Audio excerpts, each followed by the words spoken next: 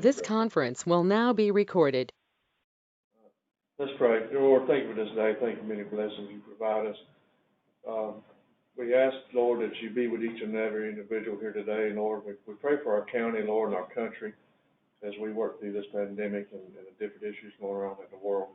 We ask that you have a special blessing, Lord, for all of our first responders, our nurses, doctors, and that stand in the gap for us each day.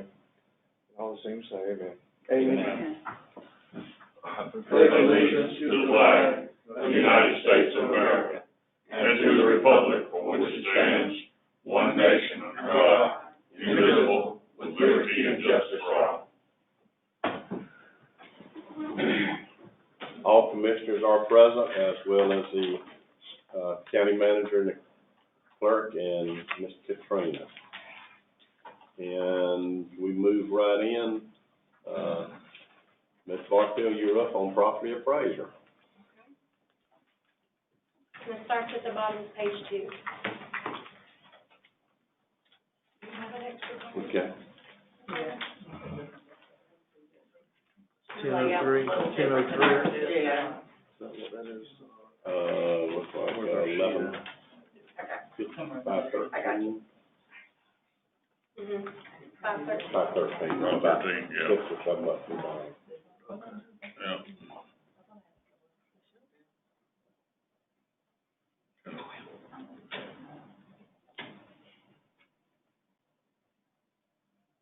The main thing is if y'all have any questions of us, we'll try to answer them the best we can. I can't see. Oh my God. Yeah. I looked up one card. Yeah, we all have the same problem. Yeah. Yeah.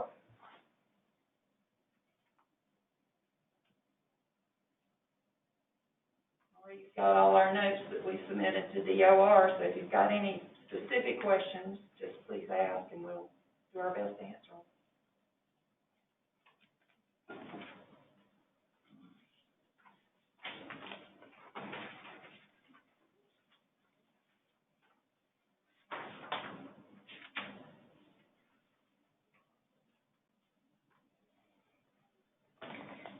I was noticing on the property appraiser, it says, retirement, it dropped significantly. Got an employee in drop. Oh, okay, okay. Make sure that wasn't an oversight on there. That top line there, professional, on page, I'm sorry, on page 3, I noticed it dropped significantly. Is that the EDP? Took 137 to 112.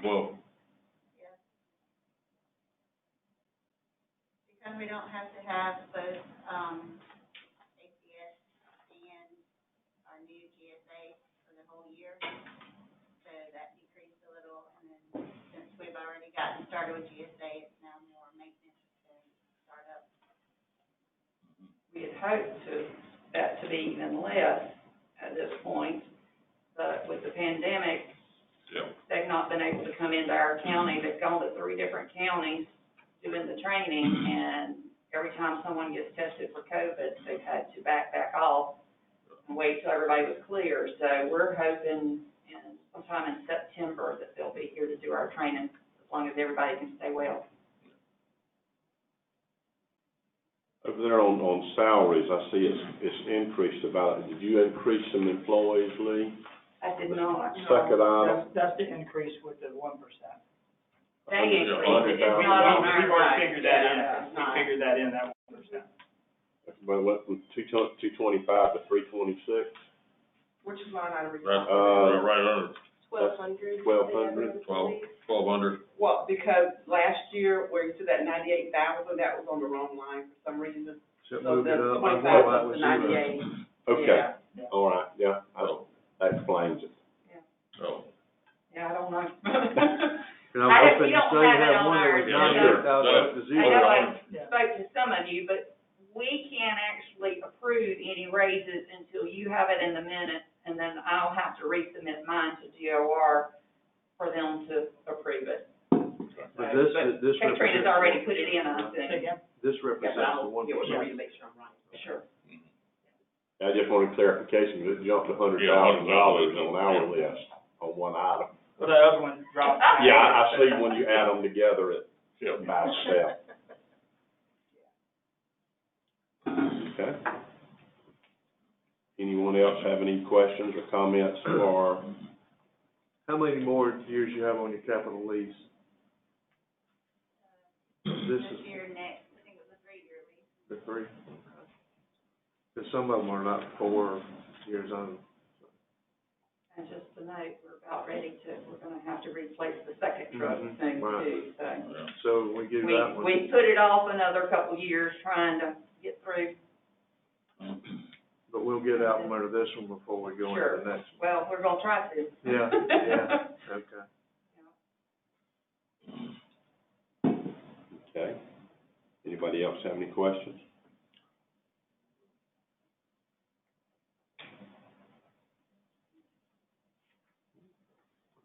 Hearing none, Lee, we thank you. Thank you, Lee. Mm-hmm, thank you. Thank you.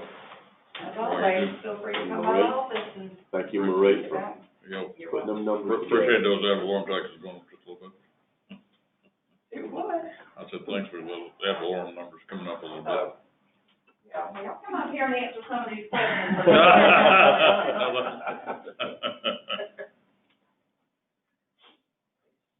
right. We're up to, rec department, Mr. Tommy and Jimbo, you're up. Brought Jimbo with me, just to kind of get the feel for this. Hard question. Start toward the You bottom just of don't think page about 6, retiring, you're too and young to it's retire, so 571. don't get any funny ideas. This is starting on the bottom of page 6. 571. 01029, 571. 571.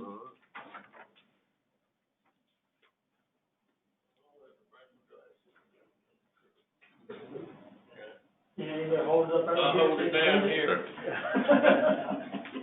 Here, Tom, can you see? Is that why you brought Jimbo to the? Yeah, no, our budget is basically the same as it's been. We haven't really changed our budget in the last 4 or 5 years. Everything's pretty much the same. However, this year, you'll notice in capital outlay, we are asking for $10,000. That is to replace one of our lawnmowers. We have 3, and we're looking to replace the oldest one with the most hours.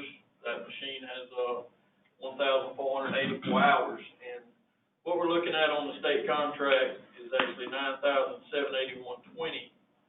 I've talked with, Jason and Keith at Gordon, and we are allowed to trade in, so we can trade that mower and actually drop that price. Now, it could be $500, it could be $1,000, I don't know, they won't know till they look at it. The biggest reason the mower we're looking at is the Gravely Mach 1. It has what they call a Bahia deck on it. It's real tall in the front and then slims back down in the back.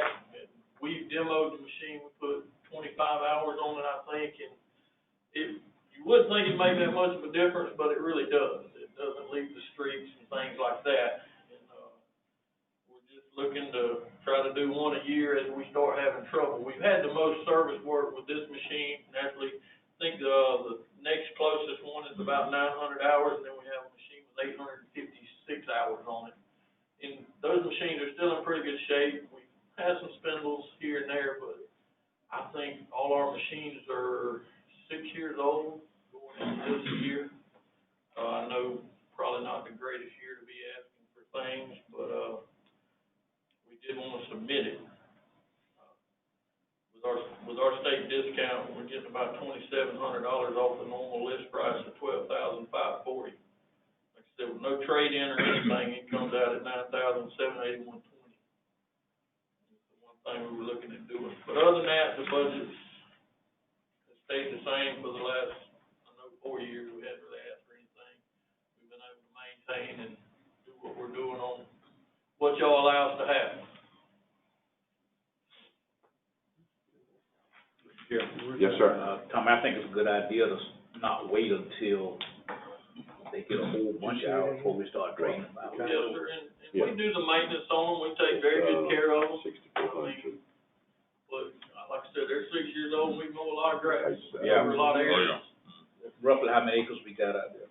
Well, just at the part with the land sale, we're down to probably about 95 acres there, but then we mow Other places. extension, EMS, Yeah. ag center, emergency management, Whistler Coochie boat ramp. Not to mention, sometimes we use them to blow the trail off, so that's I was gonna say, 28 miles of Yeah. using it. Which we try to use a tractor most of the time, just sometimes it's easier to mow the sides and blow it off with the mower. Right. I figured it would be a stretch to ask for 3 new mowers. Unless y'all wanna do 3 new ones, we'd be glad to change them all out, but if we can get one, to replace the one we're having some issues with. It's the one Jimbo using and the air seat shot on it, so it's a pretty rough ride for it. Yeah. So you can use 3, but you can get by with 1. well, absolutely, y'all wanna buy 3 new ones? We'd rather replace one at a time Yeah, than well, I get figured y'all would, that's why. swallow that little bite. My wish list too big. Well, you guys do a good job, Yeah. you You do. you're going, go ahead. Gulf Power, is that where you were going? Yeah, go ahead. When we met out, because of COVID, when representatives from Gulf Power came over to talk with us, we agreed to meet out at the rec park.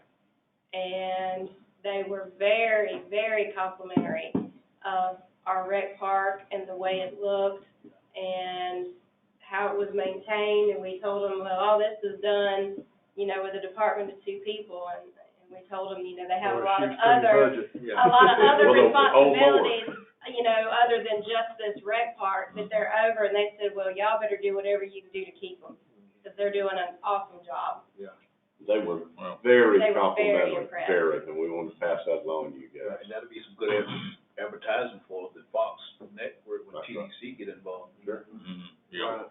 So I guess we should discuss salaries. Stretching it now. We'll be on- Calm down. You know, they sell push mowers. Have you seen the old-fashioned real ones that go? I told you that'd be better exercise. You won't have to worry about your seat. Right, yeah. So you won't have to worry about bouncing and jumping around. Buy better shoes. We do, yeah, they were very complimentary, and we were very proud of the job you guys are doing. Thank Anybody have any more thing for rec department? No. Yeah, they do a great job. Thank you you. Well, guys. thank y'all for what y'all do for allowing us to do the things that we do and, the trust y'all put in. We do appreciate it. Thank you, Sherilyn, for all you do. Billy, Trent, thank y'all. All right, y'all take care. Y'all take care now. Yes, sir. All right, okay. Mr. Chair, while we got a little time, I was telling Billy this morning, at our last board meeting, we talked about the, rebate, and we're on track. Do that again, don't know exactly how much at this point, but we will be, doing rebates again.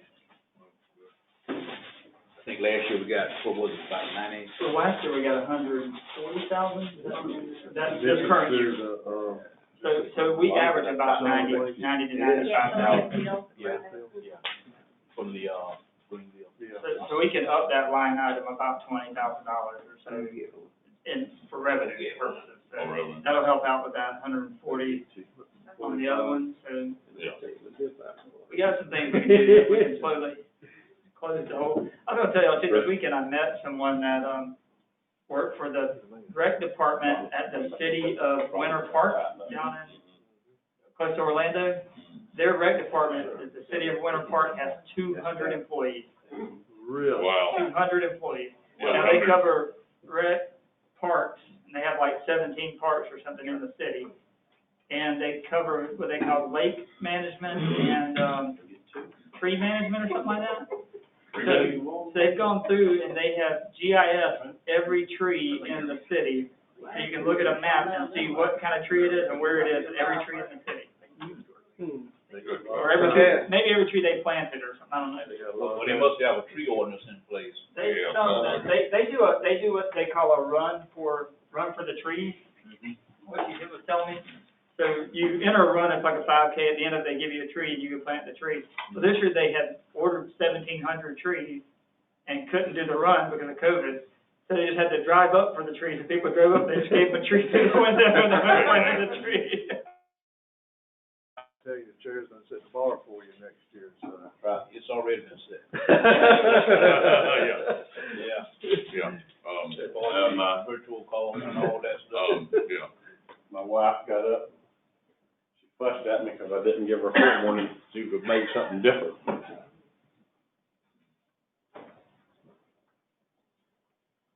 Talking about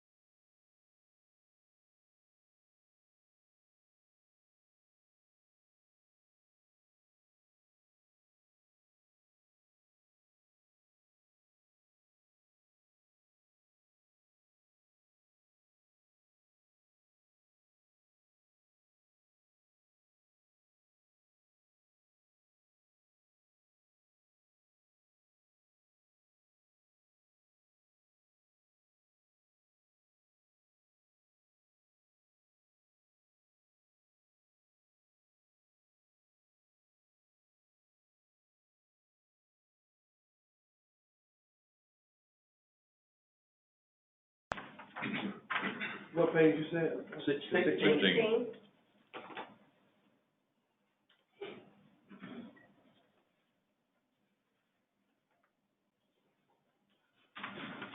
Okay, Mr. Lonnie, if you're ready, we are. Okay. In accounting and auditing, we, got $28,000. Capital lease payments, $127,348.11. Salaries for employees, $863,198.24. Their numbers on salaries will be different than yours. Okay. Just so you know, if they want to skip the salary part, they're gonna be. Skip all of them? Yeah, we can Oh, that include, includes them. we included a 1%, Okay. so your numbers will be different than the numbers you're seeing. So Lonnie, on the capital lease payments there, I guess one of our leases dropped off because it's less than what it was last year. It may be, I've got a chart here to explain But it all wasn't that. much. It's Sometimes not they all change much. those Well, from time to time. The way that works, No. the capital lease payments are generally the equipment that we'll own at the end of the term. Our Ford trucks, we have through Ford Motor Company. Most of the time, our brush cutters, we finance them for 5 years, we'll own them at the end of the term. The rentals and leases are like the motor grader, front end loader, and the 3 Mack dump trucks. We lease those for a term, 2 years, 1 year, 5 year, whatever, but we don't necessarily intend to keep those machines. We turn them back in and get another machine. It wasn't a significant drop, but I It's just not a noticed that. significant drop. And what we do, we put all that in an Excel spreadsheet, and we go through and add up the actual totals is where we get those. So there may be something they got paid off that's not in last year's Right. that we didn't replace, or it could be put in a different category. But it all works out in the end, you know. Yeah. You want to skip the county coordinator salary, all salaries? Okay. We do have 2 employees eligible for longevity bonus this year. We put in $1,000. We put in $18,000 for overtime wages, $6,645.50 for beeper pay. What about the FICA and all that change as well? Retirement, $90,242.02. There's county coordinator retirement change as well. Health insurance is probably not gonna be accurate at $202,432.53. I guess that'll change once we know for sure. They're looking at 227,792.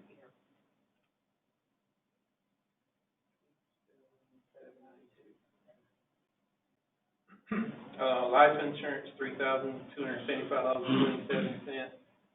Professional services, $40,000.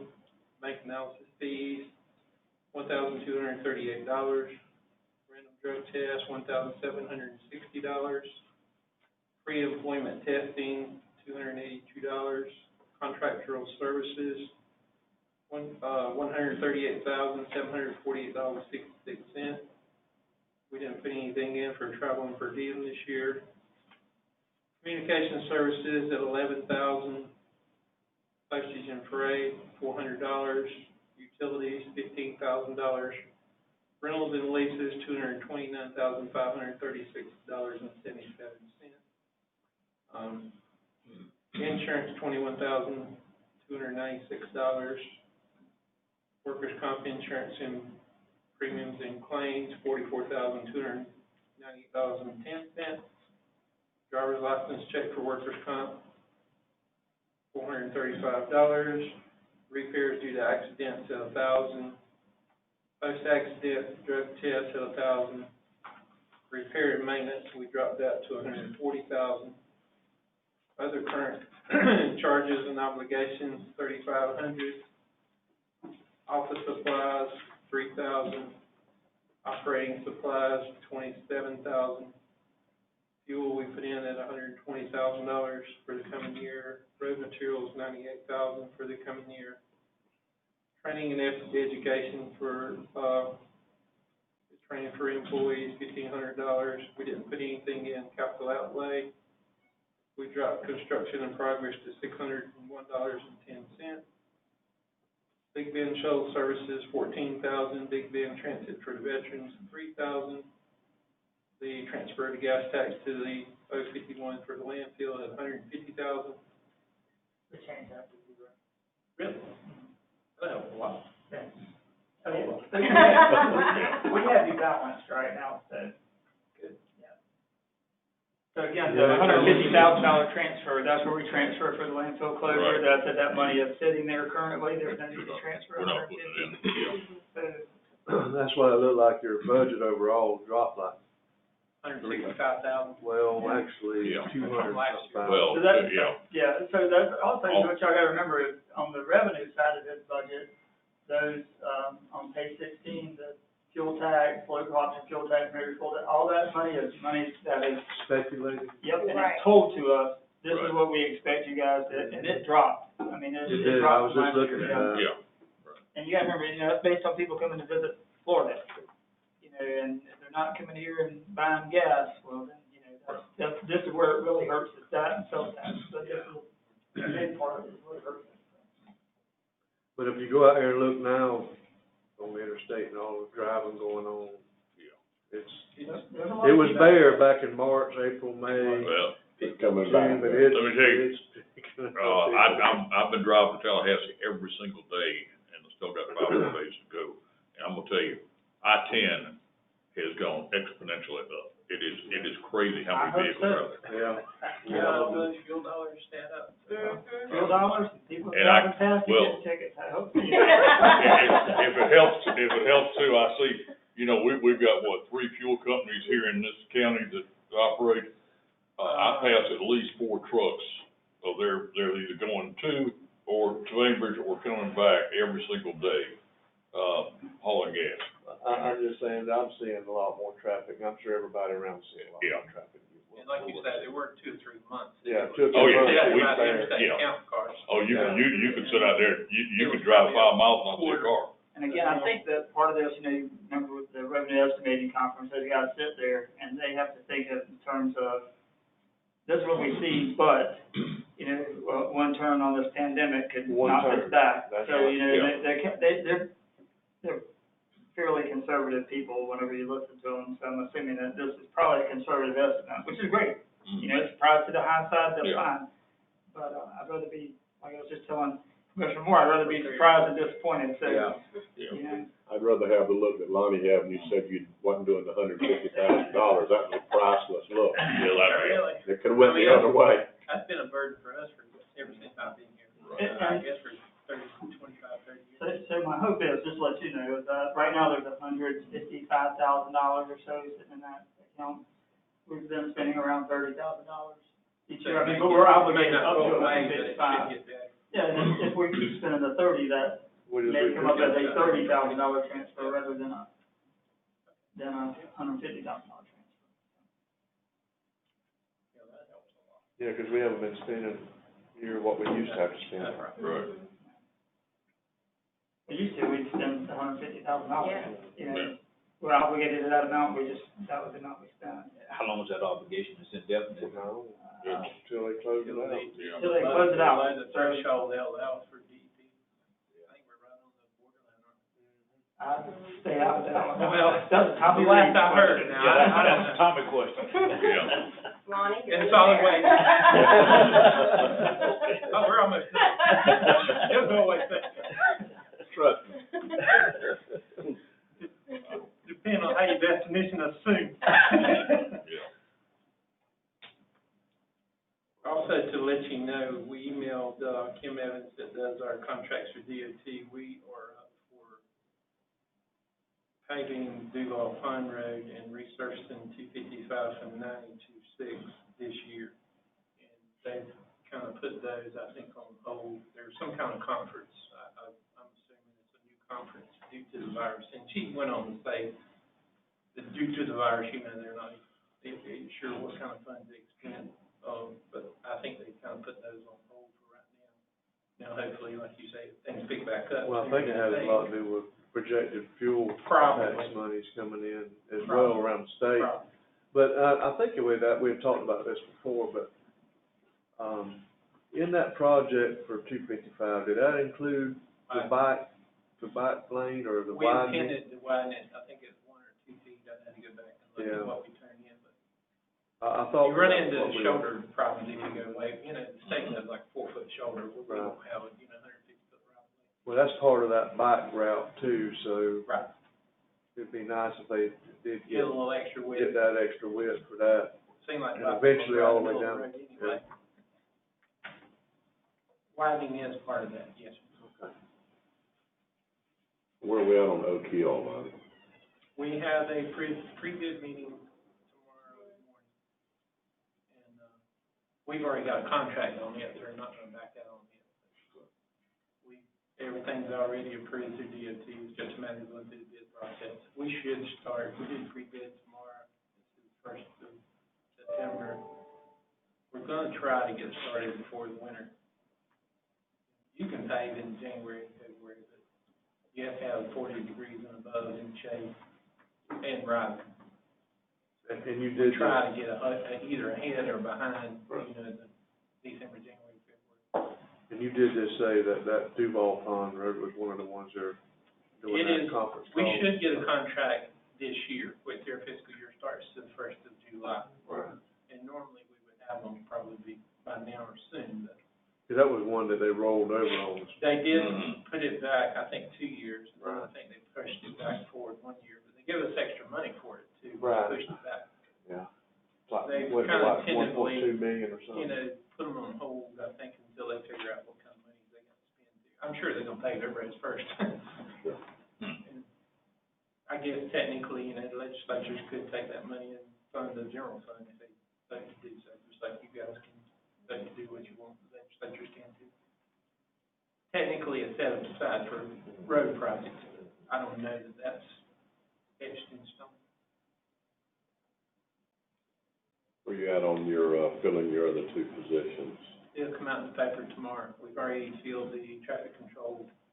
We already taken care of that, so we got 2 machine operators, should come out in the paper tomorrow. It'll run 2 weeks.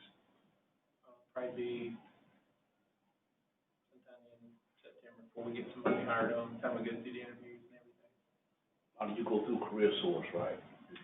We are right now currently, yes, sir. We're discussing maybe making some changes with that.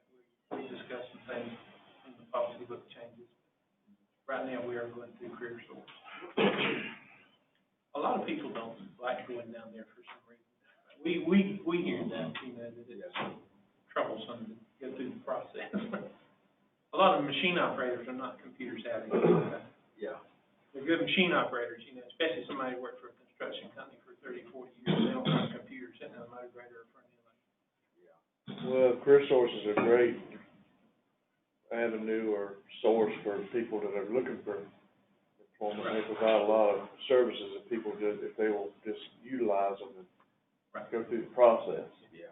Like it is, there is a process for everything, but they do a tremendous, service as far as trying to. They help people find Yeah. avenues to look for. Anybody Not else? everybody gets the paper every week, so they can call down there and find Right. out what's available. Yeah. Anyone else have anything, Mr. Lonnie? Thanks for all you do. Yep. Thank y'all. you. Appreciate it. At least I got good news today. You never know, but you got good And you get good news in a budget meeting. That's always a plus for the whole year. Not just today. Slavery may not have to Really. Over there on the home site, they were able to get that tree down yesterday. I think they got finished with it. So, All right. Thank y'all. Chuckle. Thank you, I Lonnie. appreciate it, Ronnie. On Channel 6, somebody sent in those storm clouds from Madison County. I watched it come, and I was watching some actual rotation and movement coming across my field, coming in. I told Lisa, you might want to. Be ready, That come up quick, we got the code red and it was sunshine, and I walked that side of Lufkin, it was. Well, it wasn't, but Well- it'd come from my direction towards y'all. Yeah, but it yeah. was moving By the quickly. time we well. got the code red, it had already been through. Well, Yeah, it got to. well, like I say, we were sitting in chamber, sitting in the conference at the Ag Center chamber meeting last night, and everybody's phone all at one time. Everybody in the room, That their code red went off. I don't know, I guess 6:30? Yeah. I don't know what time it got to y'all, but It was 6:30 it come through all. 6:15, 6:30, it was somewhere down that way, and, all of a sudden, well, Ian Johnson, I looked out, turned around and looked, and said, gosh, and someone, I think it was Caitlin, said, that looks like a tornado out there. And, it got bad there for about 5 minutes, and it calmed down. When it finally just started raining, it was When them pouring. clouds are hanging closer to the top of the trees, and Yeah. they got a little movement in Turbulence them. in them. Yeah. I think Well, it was pretty and bright, I mean, Did you- not did- sunshine, yeah. but clear. Yeah. Did you And see all the of a sudden- pictures of the Mike Copo's on Facebook, that almost cloud? They had the boys out on the field, and you could see that cloud coming, like, so from your area, and it was like, oh my God. Yeah, That was a nasty looking cloud. it was. All right. Mr. Rick, Am I up? you're up, sir. What page are we on, guys? Page 5. You got the lawyer seat there, man. Yeah. The hot seat. I- At least I'm not in the middle of a circle, that would be a little more intimidating. Is this 524 or 524? Okay.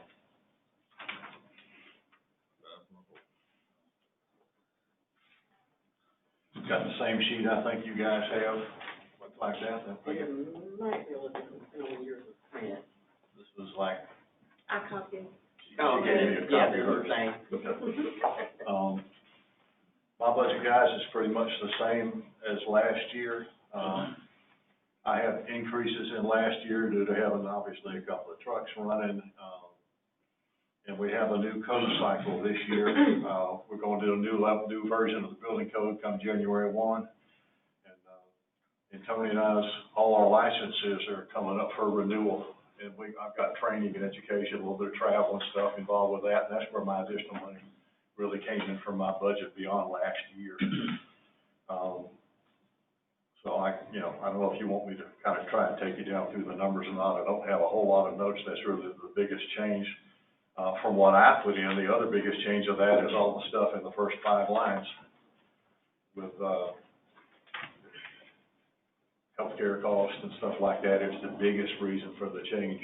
In fact, with salaries, and we got, Tony's actually gets a longevity bonus this year.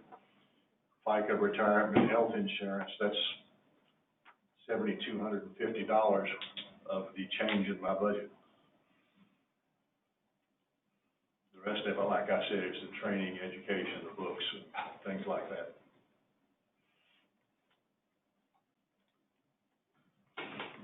And as of right now, I have already met my 2019, revenue-wise, met my current budget.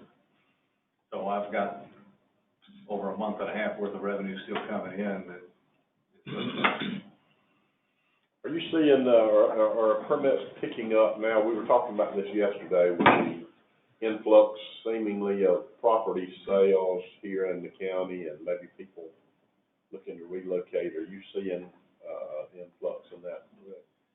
We are, and it comes in a couple of different shapes. One of them is just in raw numbers. When we first went to the automated computer system, we were doing 800 to 1,000 permits in a year. It was really easy to count them when you're using a computer and just hit a few buttons. Prior to that, it was a little difficult.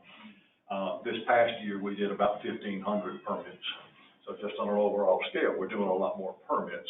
Lately, last couple of months, we have seen a lot of people, and I think Renee would back it up too, a lot more people that are trying to get development permits on a vacant piece of land, want to put a power pole on it and get a few things set up that are moving up from someplace, been a lot of that stuff. Yeah. Not a whole lot of new house starts. I really kind of expect for the rest of the year, we may be a little bit flat. It's an election year cycle. And that's how that tends to be. People really know what's going to happen, and they just kind of hang on to their wallet a little bit better. And I do the same thing. So I think it's a natural thing, but, it's, the volume goes up and down depending on what we're looking at. I know there's several guys that are going to be bringing in permits. We permitted a new house this last week, and there'll be more coming by the, because I see it coming in development permits, so it's coming. It's good stuff. If you look at it in any spot in time, you see the jagged part of the curve when it does that, but overall, I think it has picked up. I think that's a good observation. It appears to be. Yeah. And it's not a specific, it's all over the place. It's not in one area or another area, it's all over the place. I think you hit on it, because I'm seeing people that are buying property, and then staging it, getting their power pole, maybe putting in a small, you know, and as they're getting close to retirement, maybe they've got a few more years, or they've got to sell where they're at. So they're kind of getting the bases set up, so when they come, then they can just go full force. A lot of people that come up here and work on it over the weekend and then go back home and wait till they get another free weekend, and then they come up and work on it some more. Yeah. And we're fine with that. Come on and do it. We have had some people inquire about tiny houses. Tiny houses are coming. It's actually in the 2020 building code that takes effect in January, where they're saying that you can now build a tiny house. I don't know how that fits in with what we have as far as ordinance and stuff, because tiny houses are defined as less than 400 square feet. Wow. Now, the building code itself doesn't really allow for anything under 400 square feet, because a bathroom's gotta be a certain size, a bedroom's gotta be a certain size, a kitchen's gotta be and it adds up to 400 square feet. But they're allowing tiny houses that way, so that's a little bit of a change that's coming, and we're trying to control that, because a lot of people wanna take, you know, I got some plywood and 2x4s and a trailer out back, I wanna build a tiny house. Tiny houses, you almost sleep in the bathroom on some of them, the ones I've seen, I mean, they're. Oh, yeah. Yeah. Well, that too, they still have to be constructed and anchored to the it's still 120? Still 120, that's right number, yeah. Sustained, or so many wind Sure. load? Yep, they gotta meet the wind loads, gotta be tied to a foundation or anchored like a mobile home or something. Rick, when, on a tiny house, you go by these lots sometimes and see these, you know, the shed, where they sell the sheds and things, different companies. But you're seeing, even at the Home Depot, you're seeing some houses that look like tiny houses. Is that what we're talking about? 120 mile an hour wind load. Well, I wondered, that's why I wondered. Those places are not built to be habitable space. They're not built to the same codes. Okay. Storage buildings have a lower structural requirement because life safety isn't involved with them. When you go to life safety, your ceilings have to be a little higher, you have to have an egress window so you can get out the back if you need to, different things like that. So habitable space has a different requirement than storage space, and they don't meet it, but we have had several people come in and take that and modify it to meet it, and we're okay. Well, that's what I was wondering, because some of these things, you ride by and look at them, and it looks like a little house. I mean, it doesn't look like storage. It looks like a house in it. Sure. And I was like, are people buying those things and actually living in them? Sure, they are. But they had to go in and do some. You gotta do some modifications. And when you buy them like that, typically they're not wired for anything, so electrical's a whole different deal. They don't have any bathrooms in them. You know, there's a place up on, 300 up north of Thomasville that sells park model RVs. Well, they're really a mobile home, but they have a bathroom in it and different things, and people are buying those, a park model RV, and turning those into houses too, and it's like, there's things you gotta do. I know they said that they don't even need to be permitted, but yeah, they do, and we get those conversations, and hopefully we don't let those conversations get to you guys, we handle them before we get there. But it's, you know, it was one of my first things I got to deal with when I got here, is Mr. Reagan's and I went round and round about his park models and whether they had to be permitted or not. I got to meet his attorney over the phone. So, you guys got any other questions about the budget or anything? What can I help you with? I don't know if this got out, probably sent outside, but you said that you've seen an increase in building permits. Mm-hmm. Did that drop off at all during the last 4 or 5 months? You know what I'm saying? I'm just trying to figure out, do we need to increase the revenue from building permit fees? You guys get this in your package. Right. Yeah. All the time. Right. You don't necessarily get this, Billy, but this top line is where we are this year. You can see it goes up and down. That's where we were at the end of last month, but the month prior was pretty high. We've been above everything the whole time. We're above prior years, pretty much across the board. Don't have a problem with the fee structure. When we did change the fees a little while back, didn't get a whole lot of guff from anybody. I'm just wondering, do we need to increase the revenue line item for building permits? I'll come talk to you today sometime about it. Okay. See, do we need to, because you said I've already met whatever we put in here for Like last year. the expense budget, right? Do we see that going on? You know what I'm saying? I can talk to you. Okay. But I welcome that. all those things that you mentioned, people coming from different places, putting down wells and light poles and tiny houses and all that stuff. I'm quite sure all of us got some of that going on in our district. I know several places right now where some wells have been put down, but there are no houses there. We're okay with that. Yeah. What we'd really like to do, and Tony and I have talked about it quite a bit, is we would like that if somebody's gonna put a pole out there for an RV, I'd like, and they'll put power out there, cause they get tired of running a generator pretty quick, is that they would also have to have a well and a septic system. I think that would be good for the environment, and if they wanna bring another camper out there, bring 2 of them, 3 of them, whatever they wanna put out, short term, a weekend or thing like that, they got places to put everything. They got a way to get water, they got a way to do that, and we do that in a way that's environmentally friendly.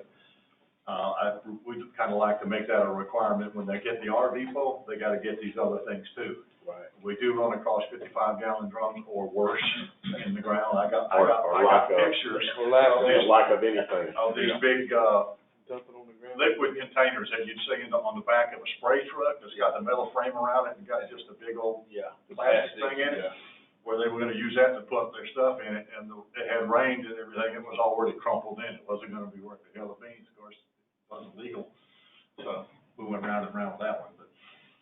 Yeah. Maybe one day we'll get to that. I know there's other counties around that do require that. You want an RV pole, you gotta have a place to take care of the other stuff, place to get water and a gate, place to put your waste. We'll cross that bridge, that's not for this meeting. Right. Anybody else have anything for Rick? I know. Thank you, Rick. Thank you, Rick. Thank you. Things are working good with your online, permitting. Seems like that's It is working working real well. And we're gonna continue trying to improve things that way too. There's a lot of jurisdictions that do digital, plan review and stuff like that. If we get to the point sometime that have to do this COVID thing again and not come into an office, that'd be awful nice to be able to have that ability to do that, so we could do plan reviews without coming in. Well, COVID has shown us that we can do things a little bit differently than we've done for many years. Yeah. So if there's any such thing as a good thing, that was one of the positives that maybe. Yeah, there's always something. Thank you. All right. Thank you, Rick. Y'all are in trouble.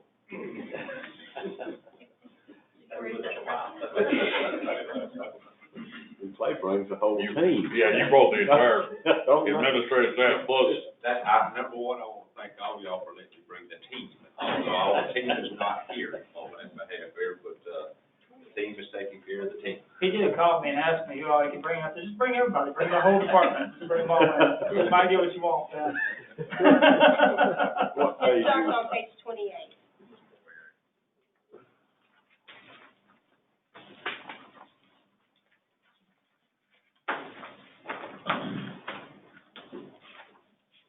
I'll go ahead, I ready to start out properly here on that behalf there.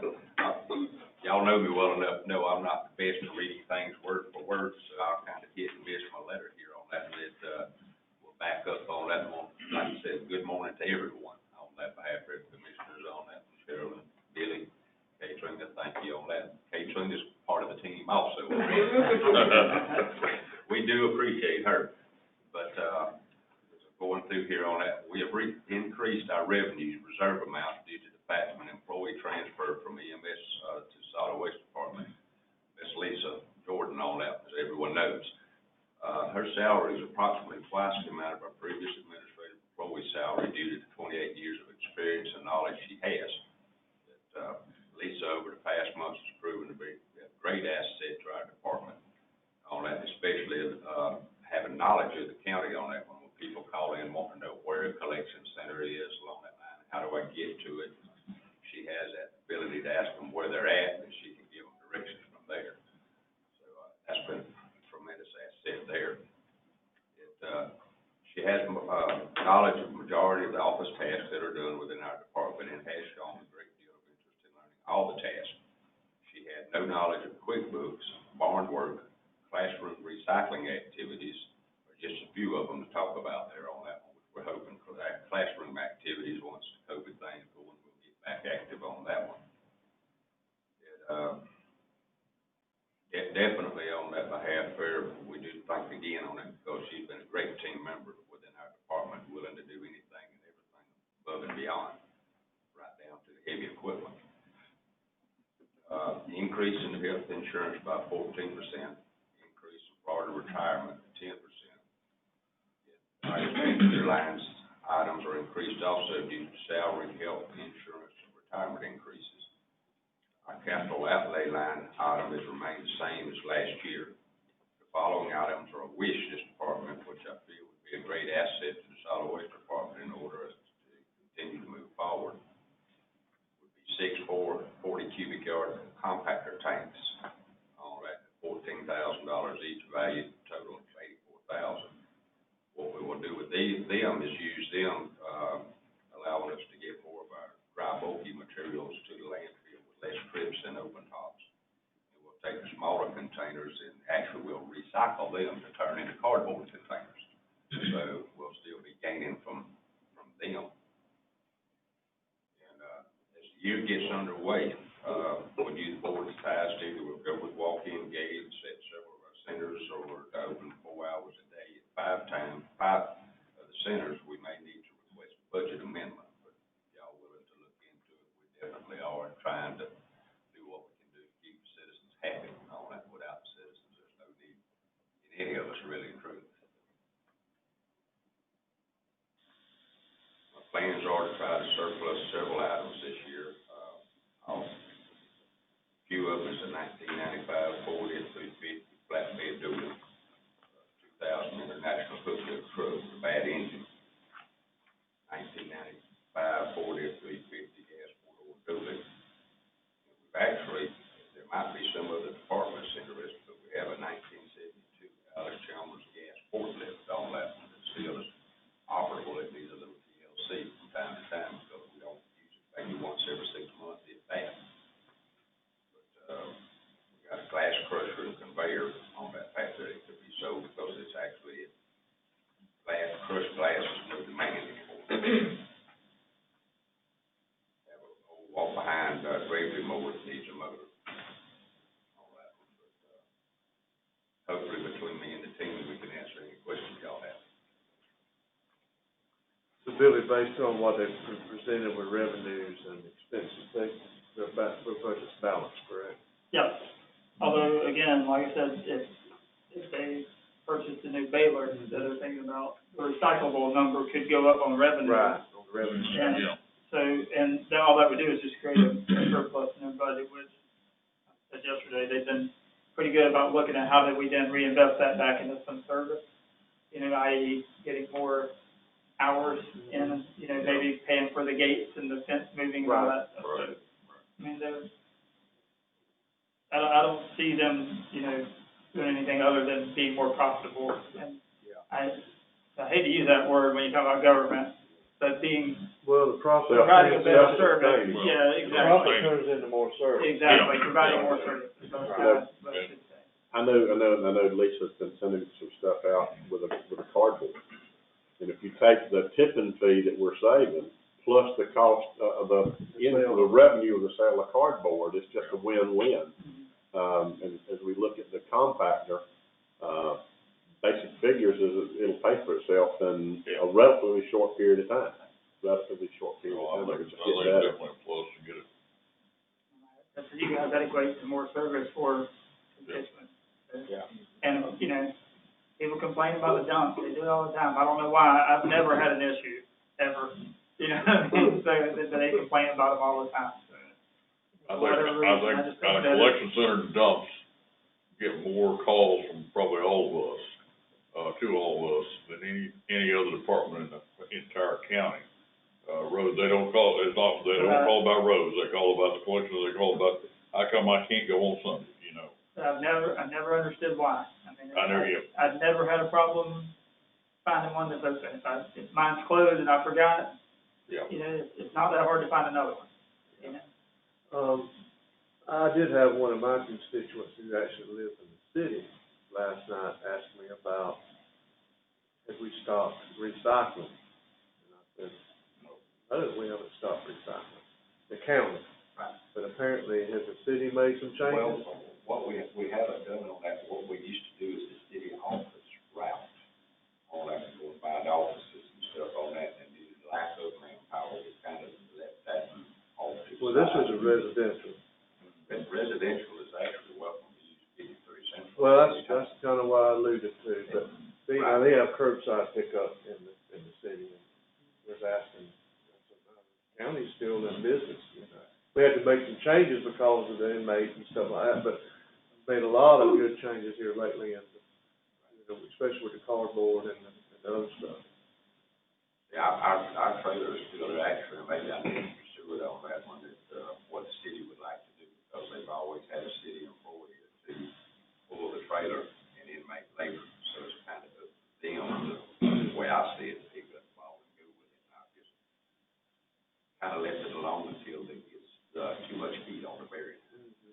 Yeah. But, kind of leaving it well enough alone. Well, you mentioned about, or Billy mentioned about the gates, the walk-through gates, possibly. As I've run it through quite a few people out tonight, and I've not heard anything but something positive about the possibility of, after hours or weekends. Very positive. The only thing we need to be careful of is if we have to start getting more out-of-county stuff in, past those areas. That's, you know, and I've had the same thing, a lot of positive comments about that. And just, you know, just some of the concerns would be, you know, like that. Like we used to have years ago when they were, had on the side of the road, anybody, everybody. Sure. Green box. Green box on the side of the Everybody's road. on the side, everybody was using every county around. How many, county, you know, garbage we were taking. Well, that's one of the reasons I'd like to keep it narrative and as small a space just for somebody to walk into, not be able to tote couches and washing machines and stuff. Let's just keep it that A bag. bag of garbage Well, on that or during hunting season, animal carcasses.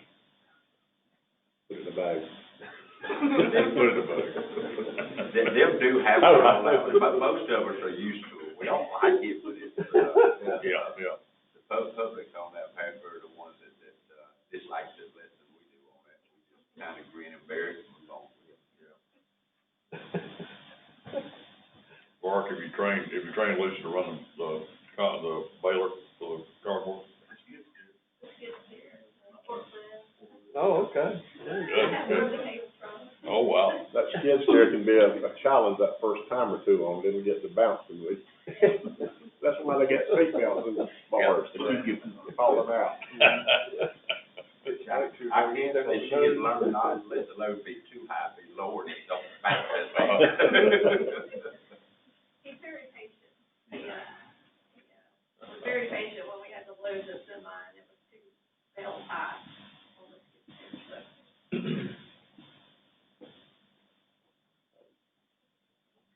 All right, anything else, for solid waste? Chair, I got a question. As far as the ones that we might wanna do that walk-in, have you selected which ones? What our thoughts were on that behalf there is number one, we'd like to start out with the industrial park because it's right here in Madison on that one that, actually would be a great benefit to the people that work at the Department of Corrections, corporate graphics, people that start at 4 o'clock in the morning, people that work at the interstate on that one, shift changing down there. And, of course, I would hope to be able to work up some kind of agreement with local law enforcement, sheriff's department, and police department to be themed in these areas on that one. But, I'd like to start with it, and either it'll be up to y'all's decision on that behalf. We would like to see Lee, Greenville, Cherry Lake on that one, possibly Rocky Ford on that one, but, More densely populated areas. certainly. The more densely populated. Right. Yeah.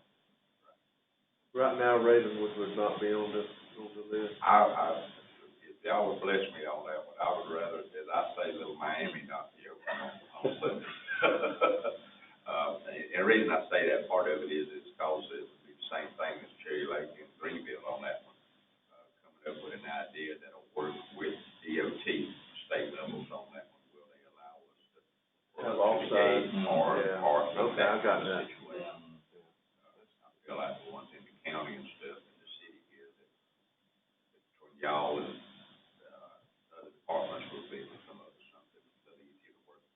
Wasn't there at one time some talk about possibly, traffic lights in that area somewhere out there? At Ravenswood, there was question. one time, that's what's caused some of our complications and stuff that I'd like to change there is where that compactor's at used to be the gate where you would turn and go straight to it. And, due to talk with DOT and a 5-year plan, they were talking about a red light being there one day. And I think it's been put back to the back burner at one time, so DOT probably would like to develop that busy intersection. Yeah, I know in the past there's been several accidents.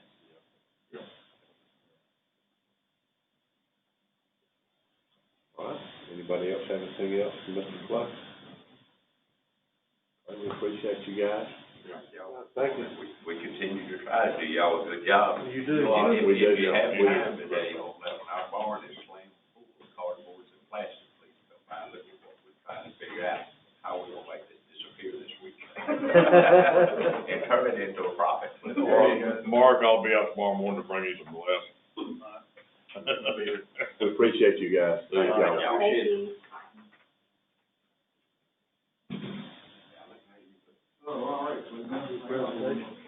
I think we got part of tomorrow's presentation, is that? Yeah. He's got part of that ahead of the game. I expect tomorrow afternoon be a short meeting now. I'll do my part. Yeah. Everybody else should do theirs. I don't call it any of that, is it? Just so y'all know, I got Where is the complaint department? I got fire scheduled for 30 minutes. Okay. Figured maybe a little bit bigger discussion. I don't know if y'all wanna try to take a break. Yeah, let's take a 10-minute break.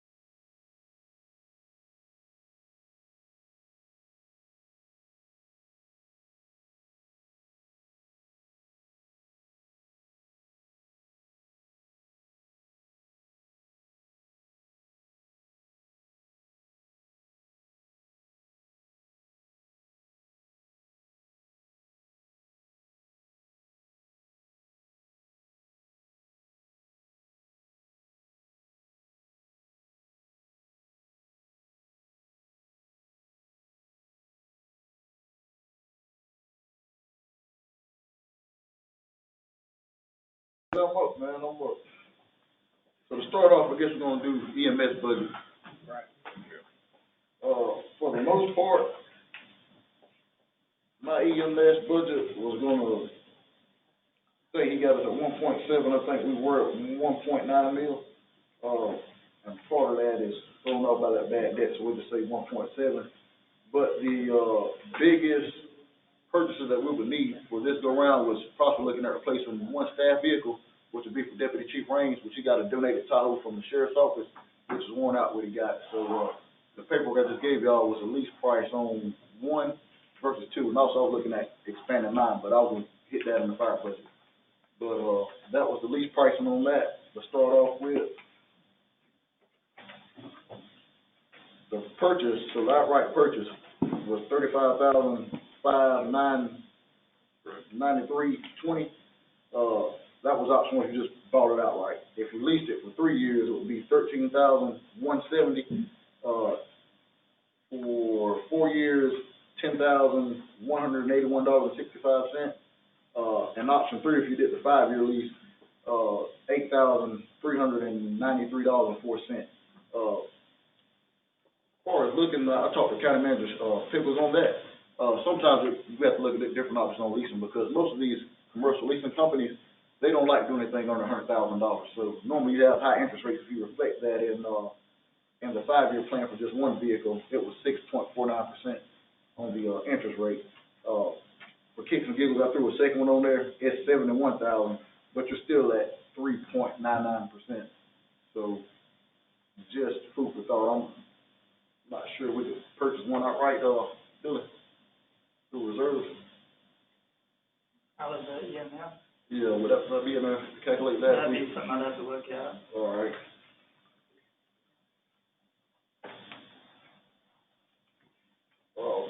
But in case we didn't, to go down where it says on the stretcher lease, that would be item 50-40-584.6400, where it says capital lease on the stretchers. We do have, let's see, it should be $7,783. It's $5,000 on ours. It's 36. On mine, which one we paid year to date for this year was $7,783.10. I was gonna just say we could roll that money into. They don't have the year-to-date, they don't have the year-to-date. Oh, y'all just got the budget part. Well, pretty much last year we paid $7,783.10 on the stretchers. We don't have to do that since we got the possibility of another truck coming with a new stretcher, and this truck's coming with a new stretcher, so, and all other stretchers are new, so we shouldn't have to incur that cost for at least another 5 to 6 years for another stretcher replacing that, unless we buy a new truck within then, which that would be factoring in the new truck cost. So I was recommending we just probably take that one, and also the Explorer's paid off, which it was a lease payment of roughly $7,500, so that's $14,000 we come up with right there. So last to that one.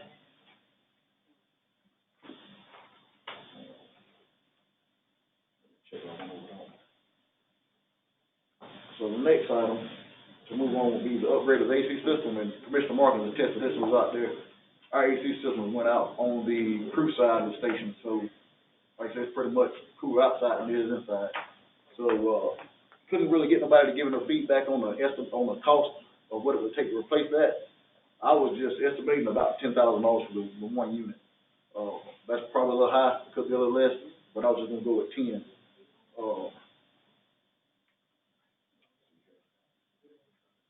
That's probably the original unit that came with the building. No, actually, here's the tricky part. When they built the new station, they put 2 new units in, and from the old station, they took the old unit and put it in that.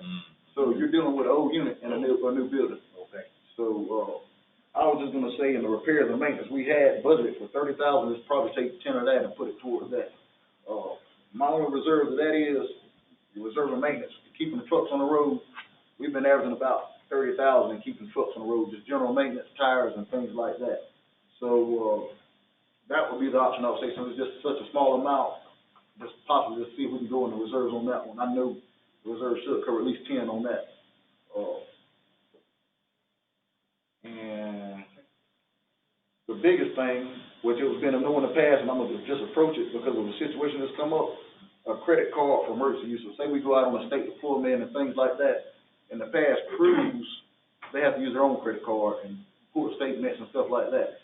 But when the crews went out for Dorian, it was hard for us to get the reimbursement, and I just told them we couldn't do it because we didn't have the documentation, we had to go through their credit card data, pull out what they used, what they didn't use, what was kind of used, what was done on deployment.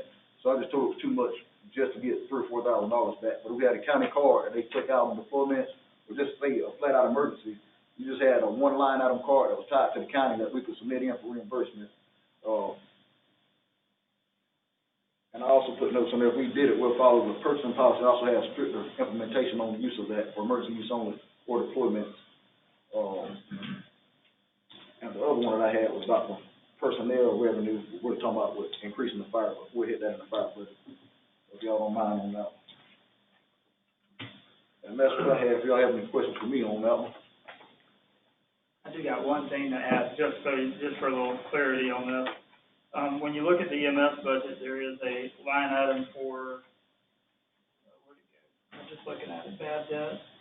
Yeah, I was looking, I was got bad debt expense on 4902. Yeah, he has to explain that because I. 49, bad debt, okay.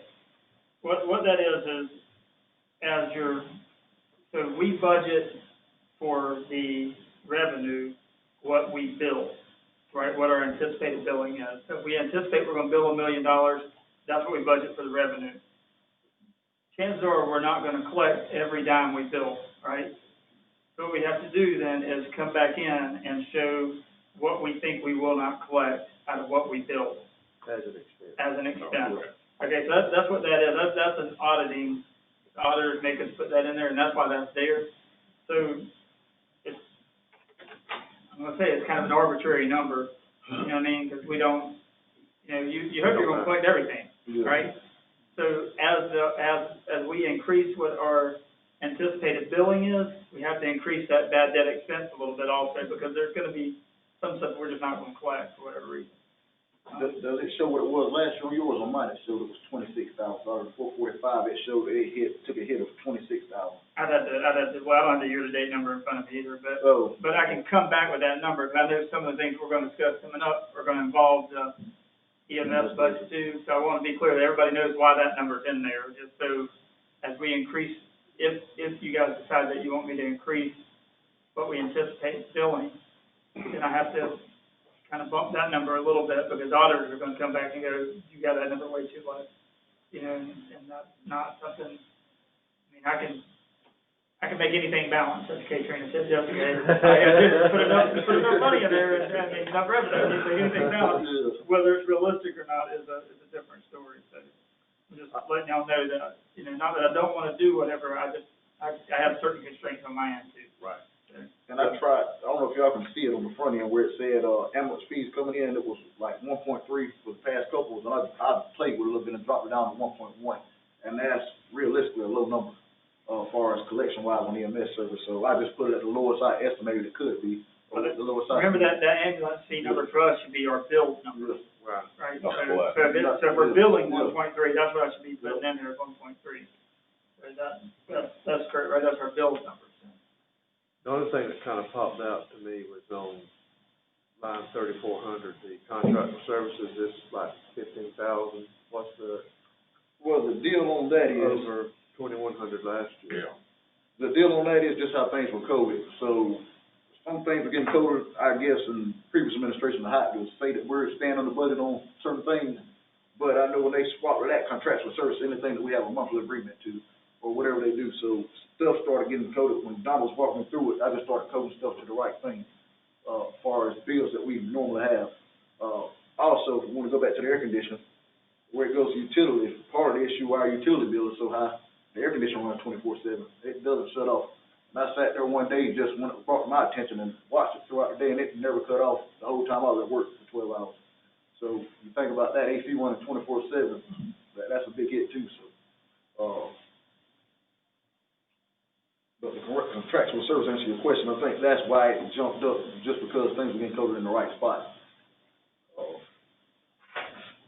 One other thing on the capital lease on an SUV, and I know Michael's, vehicle's worn out, is there another option, we could pull a surplus vehicle, or are you talking about maybe replacing both?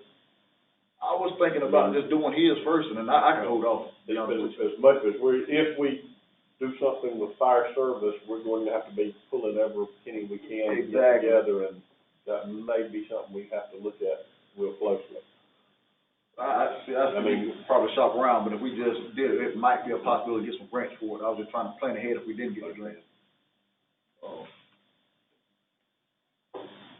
Other than that, that's the main priority, because it sounds like a log truck going down the road, and if you're riding it, you don't know if you can make the point A to point B. Right. So, I want to make sure at least he can respond when we need him, so. So, let me ask this again, Chief. So, on your ambulance fee number, that 1.1, that's what you expect to collect, right? I think it should be, just talking to this new billing company, I think it should be higher, because. Well, what do you expect that we would bill? That's what I need to know. That's the number I need to know. Roughly anywhere between 1.3 to 1.4. So if we put 135 in there. And what that is, whenever you do that bad debt, that kind of. That bad debt, I can It's leave it down there realistic. at 150, or I can bump it up to 200, but, you know what I mean? Like I said, that's just a game you're playing with the numbers. You know, we may not collect that, you know, or we may collect every bit of it, you know. If I understand this right, on the ambulance fees, right now it's 1.158. And then anticipated bad debt's 150, so realistically, you're saying you're gonna get basically $1 million. Right, but what he's saying is that number, that 1.158, should probably be either 1.3 or 1.4. Yeah. In that ballpark, and then, I mean, the bad debt expense, I could increase it, I could leave it at 150, I mean, it's just how confident are we in, and people are gonna pay their bills whenever they incur them. That'd be more conservative. And that's why I played in the conservative realm. I can bump it to 200, I mean, I'll have to put it at 445, which is what it is in this current year. I mean, like I said, it's just we can go ahead and let him present what he wants to present for fire, and then we can come back to this, because this is gonna affect part of that too. That's gonna really affect and then we can have the that whole game plan. conversation a little bit more, you know. So, I mean, I'm willing to do whatever, I just need to, you know, make sure that we're thinking it through a little bit. Fire could be Fund 53, just get back, I think, 35 is safe. Yeah, 35.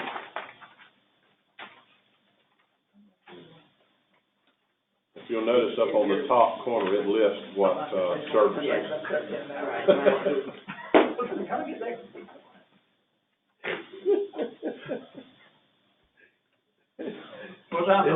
If you'll notice up in the top left corner, it lists, what services, what funds it is on there. I just noticed that.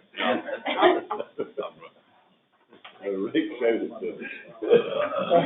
I had to give him he gets me all the time on here and there, so I had to pay back a little bit. I'm gonna tell y'all too, just so y'all know, we had, we changed finance software this past year, starting in October, that we've been running it this year, and it is like 1,000 times easier to produce these kind of things. Remember, they used to be like 110-page reports, and you couldn't hardly understand them?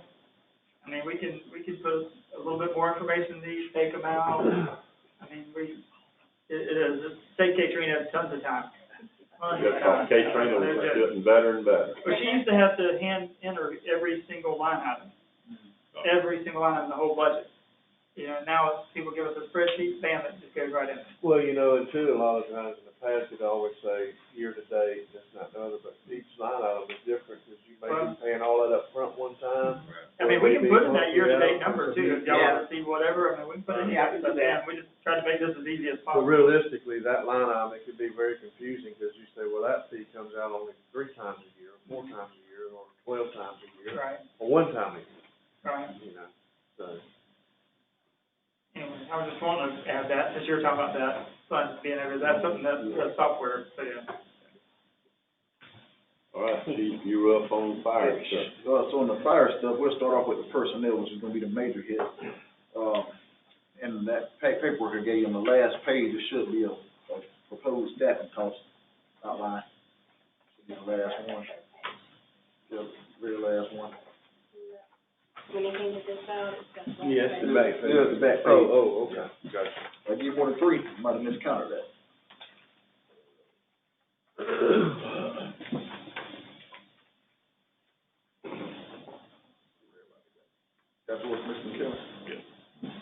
And I guess, Alan, before you start, I guess I want to say to the board, you probably know, I kind of asked Alan and Billy and Shirley, you know, try to put something together.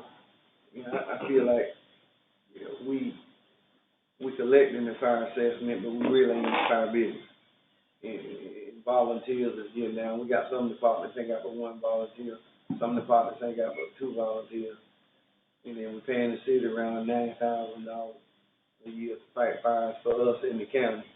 And we collect special assessment. So I just want to say that you go there. All right, well, to start off with on the proposed staffing costs, we'll start off with, I gave, Commissioner Martin and Billy 3 options to go off of. The first option would be, the cost for 6 full-time firefighter EMTs. The cost factor for that would be, and right now, if y'all don't know, the way we're paying, our firefighter EMTs and dual certified people, you get 70% of it comes out the EMS budget, 30% of it comes out of the, fire budget. So that's why you have 2 different numbers and things like that broke down on the list. So to start off with, the fire budget would take an $81,000 hit for the 6 full-time personnel, and the EMS budget would take $163,446,000 hit. And if you include the FICA, Medicare, life insurance, that's about $17,000. I played with that number a little bit because I didn't know that the retirement was going to jump up, stay the same, go down. So I just put it up a little bit higher, so about $17,000 is what I estimate that to be for overall cost of $262,000. That's what we do 6 full-time personnel, and the way we would man that would be just put them at the EMS station. We got enough room to man them, have extra bedrooms and enough space to have people around there. And that would also include just taking our equipment back from the city, and just let them man that, and they run the calls in the county and use the city when needed. Option 2 would be the cost for 3 full-time firefighter EMTs and a part-time EMT spot. So basically like a PRN or just a spot that we have available to work part-timers in, keep it staffed with 2 people. The cost factor for that to the fire budget, if you notice, only $1,000 difference. So, if that, so $80,738, so roughly about $300-400 difference. The FICA, Medicare, retirement, life insurance is going to be about $17 still. So I love that number the same, so we have a little extra to play with. And then you have the overall EMS budget to take the $72,000 hit, for a total overall cost to both budgets, $169,738.47. And the third option, which I wouldn't recommend because it's part-time, so they work at will. So, the part-time factor to the fire budget would be $30,000, Medicare and the FICA would be $7,000, and EMS would be $60,000. The total overall cost would be $97,000 for that option. A couple of notes I took as I was going through putting this together. As of today, we've paid the city right at $94,000. That's to include the cost of them running the calls plus the upkeep on the trucks. So part of that, you just say $100,000. You take that back and put that back into the overall cost of doing this. Also, with adding the manpower, I pitched this to County Manager Pickles a while back, but it wouldn't be a detrimental hit to the budget. But if you put more personnel on, we need to have at least one more supervisor on. So I would say make 3 of the guys we got now, got 3 personnel that's qualified, and possibly some more that will be in the near future. But just make a fire lieutenant spot and just give them maybe a $2,000 bump and overall salary for a fire medic. So that would take that overall hit to be about $8,000 on the high end. So I'm talking 3 of them. So that was the major stuff that I had for the fire budget. Other than that, everything else would be the same for us, other than the salaries. Question, Go ahead. if we look at option 1 or option 2, what's that going to do to our ISO rate? We wanted to put us, well, right now, that'll give us 2 more people, give us 4 certified county guys within the county every day. So if they respond, like I pitched y'all a couple of weeks ago, I'll back up a little bit. If we go in and get volunteers to work together with us, and we put the county guys on their rosters, and as they respond, that'll give them 2 additional certified people to use. So if they got 2, we got 2, and the other 2 from Greenville come to help out. We got 6 certified people on scene, which in turn should help the overall part of the lack of certified people showing up on the scene. So that should give us 6, and that should boost the numbers on some of that. Now, the other factor in that is we don't have control over, like in Lee, the water supply. Right. So that has to be some municipality has to go out there and say, hey, we're gonna put in for grants, update our water systems, like Greenville's doing. So like I say, not 50% of it's personnel and 50% of it's from water supply. Isn't the water supply within 5 miles of the residence? Five miles of residence, so if you're more than 5 miles away, or actually, if you have a commercial building within further than 1,000 feet from a hydrant, well, that means you're protected with the hydrant. So you have to rely on the tanker shuttle for that, which you need manpower for that, so. So, if you're over 5 miles away from the hydrant, this is not going to help your ISO ratings in the rural areas? It can, but it can't, because most of it depends on, like I said, if you don't have a hydrant, but it also, how can you deliver the water supply? So they have a water shuttle classification. So we have enough tankers in the county, but if we have enough personnel on it, and we can keep the fire flow at least 250 gallons a minute, that would deem you, somewhat else before a, rating decrease. Because I know when I worked in Bay County, on the north side of the county, we didn't have hydrants. We relied on water shuttles, so that's what we did, and we were 3, for a department that size, so. But realistically, until we get our firefighter personnel numbers up, we ain't nothing gonna do. Nothing we gonna do. So, getting it out now, if you look at the fire budget, just so y'all know, so, look at this proposal, right, you got these 3 proposals. The highest, we'll just start with the fire budget, the highest hit to the fire budget is 81,000, and that's an about number, right? So let's say 80 to 85, right, you know, how it needs to be done. And if you go back to your budget and you look about middle of, whatever that page was, page 35, I guess. 35. Where it has, fire control, other, FLS, FF, 30,000, and fire control, city of Madison, 60,000. Yeah. So, yeah, 60,000, oh, I'm sorry, it's number, 3,400. 34. right, thank you. So, part of that is what we budget to pay the city of Madison, which we're going way over that 60,000. The other is what we budget to pay, like, the forestry service when they respond, right? So there's $90,000 there. If we pull our equipment, we're not being able to pull the 90,000 totally back because they are still gonna respond sometimes. I mean, it's just the nature of the beast. So, I mean, if we reduce both of those to 10,000, then you have $70,000 right there, right? Then as you go down to the bottom, you start seeing where it's Cherry Lake, Greenville, Lee, Hamburg, New Home. In total, we give $175,000 to those. We budget that to give to the volunteers every year. You can look at the sheets that I gave to all of you with the names of the volunteers. Right. I don't know if these are right, wrong, or indifferent. I don't know. I mean, I'm sure y'all probably know way more than I do about whether or not these people really are. They are A and B are qualified, and should we be looking at, you know, reducing the amount of money we're giving them? Do you do that based on their response? Do you do that based on their time? Do you try to combine stations? You know, because, I mean, down in the south end of the county, there may be a chance to combine Sherman and New Home or something like that. Who knows? I'm just throwing out some. We got 9. Should be, I think, 8. 8. Should be, well, I think they count, yeah. So, I mean, there's a way to make it, what I'm trying to say, there's a way to make up that $80,000, right? Right. The problem is, it's gonna be pulling some money back from what we give, and I'm gonna tell you what they think we have promised them. I don't know how they believe that, but they feel like they've been promised money for whatever reason. So that's gonna require, I just want y'all to be aware before, you know, they start calling you guys and get all up in arms. But there's a way to make up that money.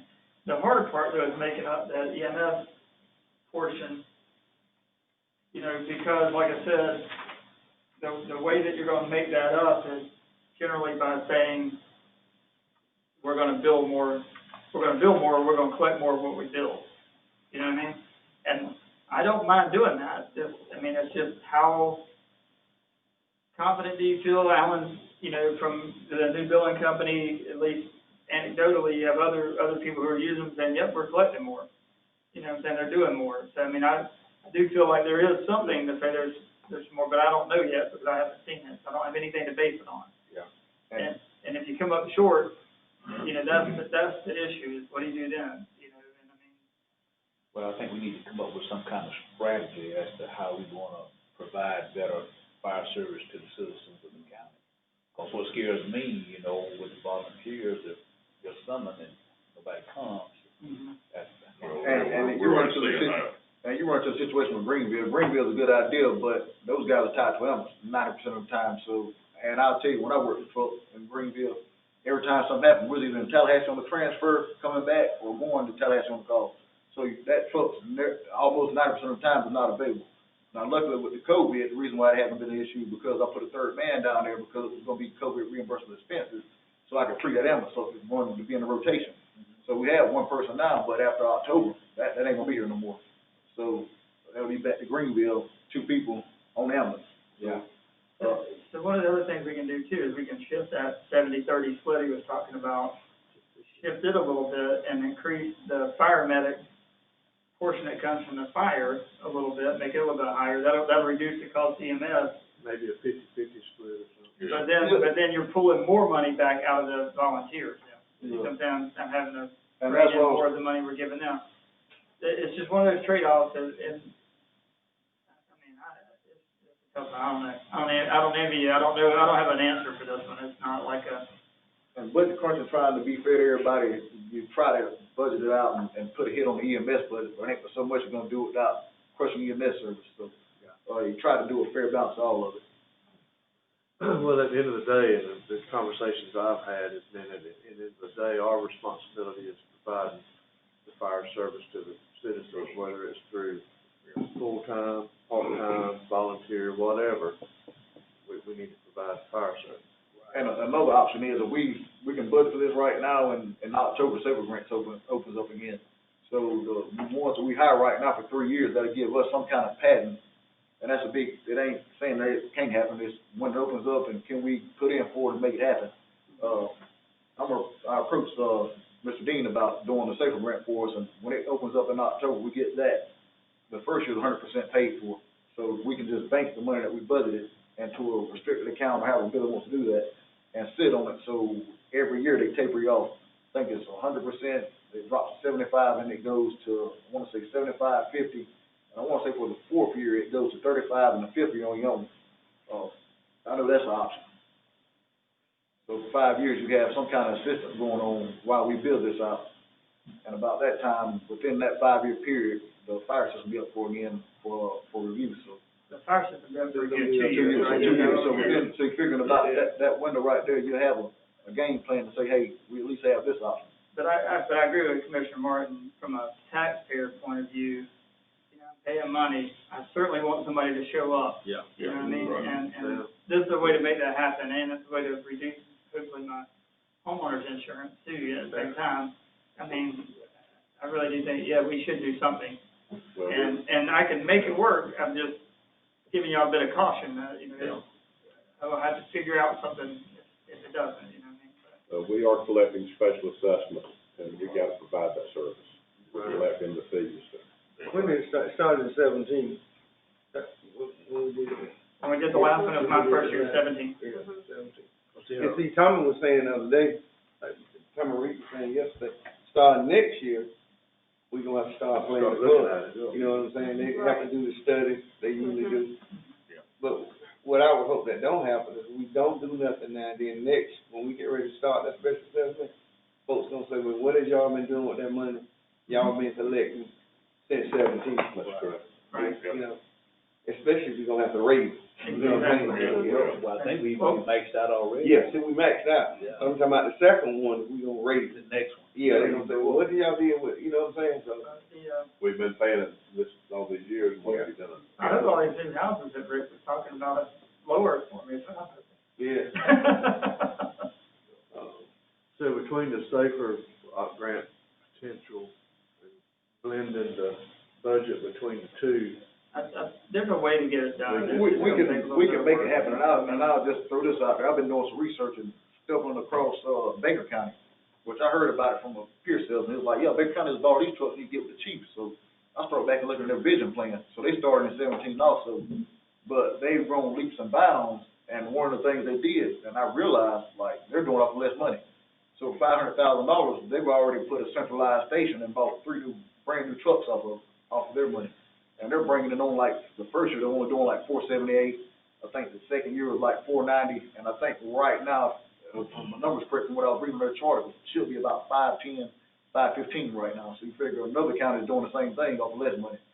So Yeah, because we bringing in $600,000. 600, but we're also giving 175 of it down to the volunteers. But tell them about Baker County. Yeah, I'm finna get deep into that. What they did was Baker County just sat back and looked at a chart. Well, this is what we have. So where they had volunteers, departments, duplicating services, things like that, they combined them and said, hey, we're gonna be this department, y'all got this pot of money. And then for the most part, anything out of that set pot, they had a county volunteer pot. So anything out of this amount we gave you, we had this money set aside for incidentals, in case you needed bunker gear and didn't have nothing else left to pay for. So you had a pot of money, but you had to go in as like a rent request. You had to come to the chief, write it out how you had to do it, and this is how it was done. So, pretty much, if the chief approved it, you got that pot of money, a little bit out the pot of the money. So that was another way they saved. And then the departments, well, they realized the departments didn't have the equipment to work with, stuff like that. Well, one of the brand new trucks with them, one went to the county station, and one went to other station that didn't have nothing. So they had like a volunteer pot going on, but they also were, it was almost like a model we did in Bay County, where county ran service, the county overseen that, but the volunteers that don't 501Cs, but the county furnished them a little bit to keep them going. But they kept the 501C going, raising money, things like that, so they had money to play with when they needed it.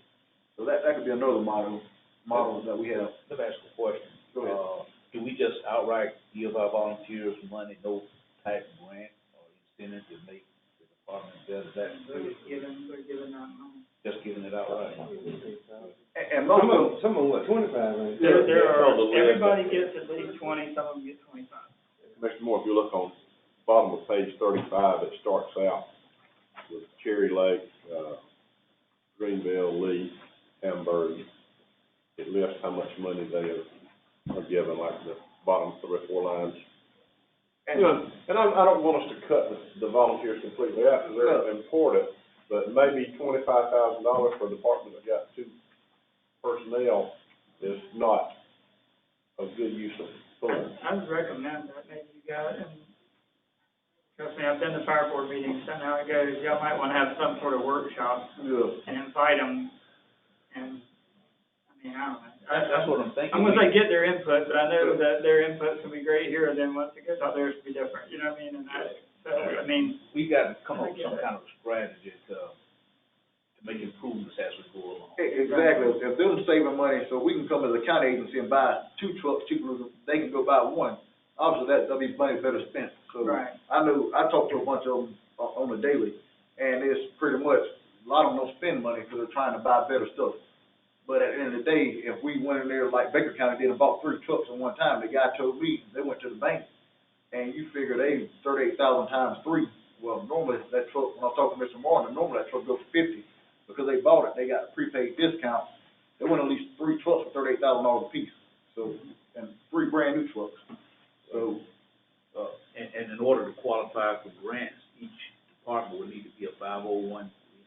Well, they get the better chance of their volunteers.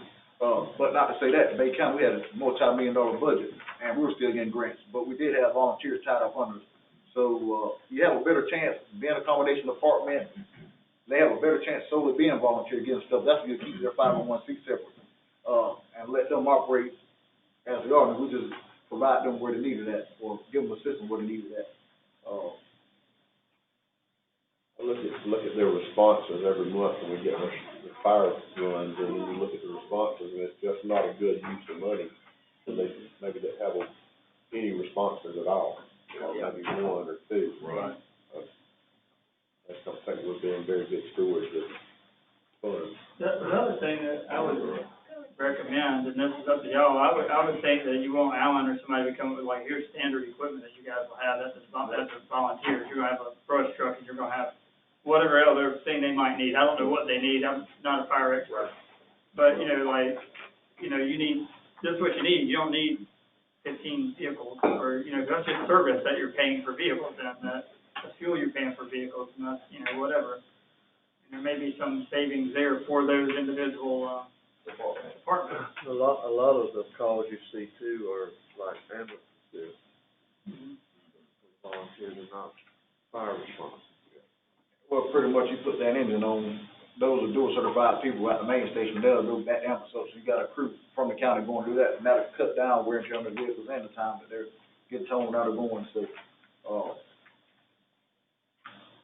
in all fairness, I'll say some of the response, as far as them not responding to the COVID taking up, part of it is most of them don't have PPE, and they're like, well, we're not gonna run the EMS calls. But if it was a CPR in progress, they'll go. So I've noticed some of that, and I noticed here lately, like yesterday, that was called out some, pretty much 90% of the ones that got called out went yesterday. But those PPEs are available in emergency management, all they have to do is ask for them. Yes, but I think should run on limited supply because they cut Lee's, supply down. Okay. Cause I know at one point, the hospital was short on supplies, and since I had some extra, I let her give my stuff to the, hospital, and I just waited for the next round. So I know it was limited at one point, and I think they kinda cut it back now on what they're sending out.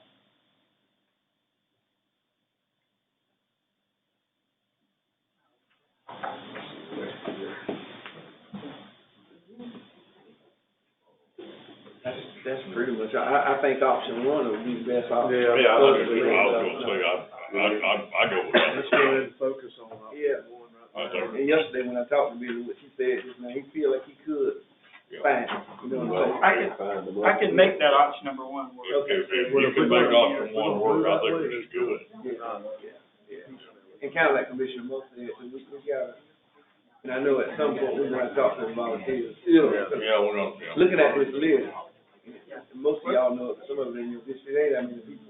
That's actually, No. you know Oh, what I'm yeah, saying? yeah. But we can get up with Alan, Katrina and I get up with Alan. Then a minute, can you get up?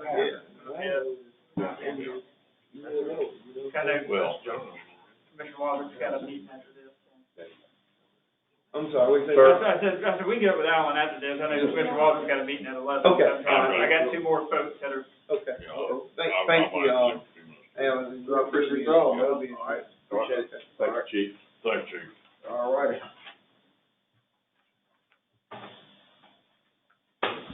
Ms. Lisa? Which one?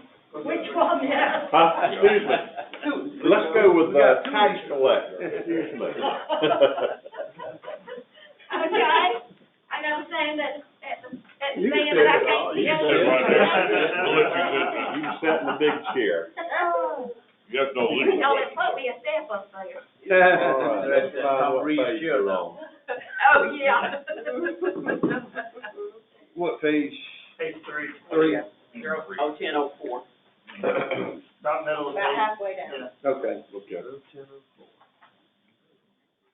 No, I went up just a little bit in some of my maintenance fees, because some of my contracts went up. But other than that, it's all about the same, a little bit more postage and a little bit more, on the print and stuff, getting ready for a tax roll. Other than that, it's all about the same. Other than I asked for some salary increase. And you know what? It's been a nut house in that place with the pandemic going on. It was already crazy. Yeah. But it's been, Dee sat out there for Lou the other day, and she turned her way in 1 hour, 4 people from Miami trying to get in here. These are the ones that are probably looking forward to living in our county. Oh, no, Sometimes. they're just looking for a place that'll take care of them because, you know, it's already a mess down there. Yeah. A regular, normal day with nothing going on. So if we didn't do this, people would be lined up around the corner down there trying to get in.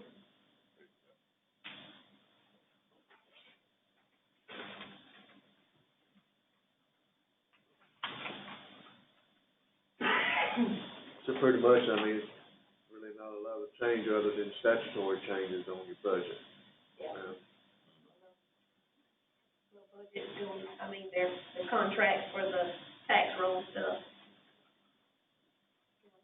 I think it was like a little over $4,000.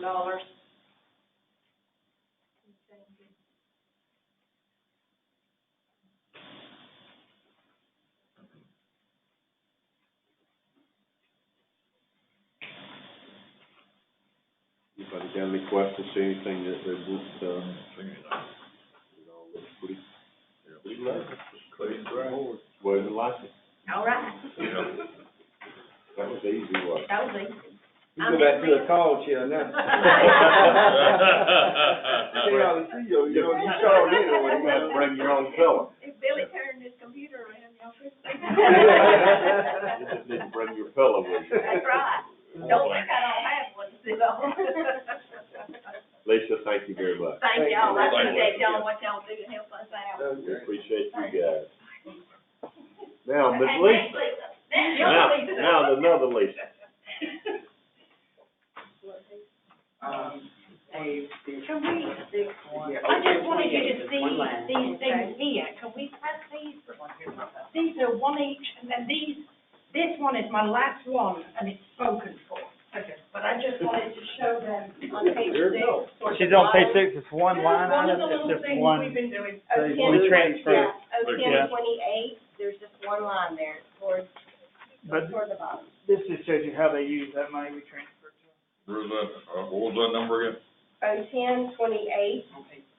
on page 6, it's just one line Oh, item. I see it, I see it. Okay. 35,000. Okay.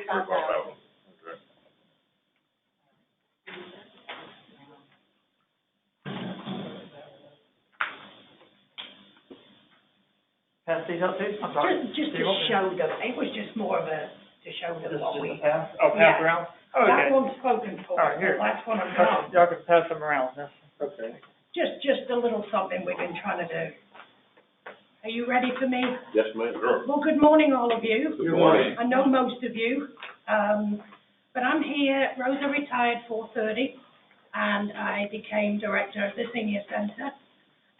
So, hello, everybody, and, I'm here to request, $35,000 for the upcoming budget year.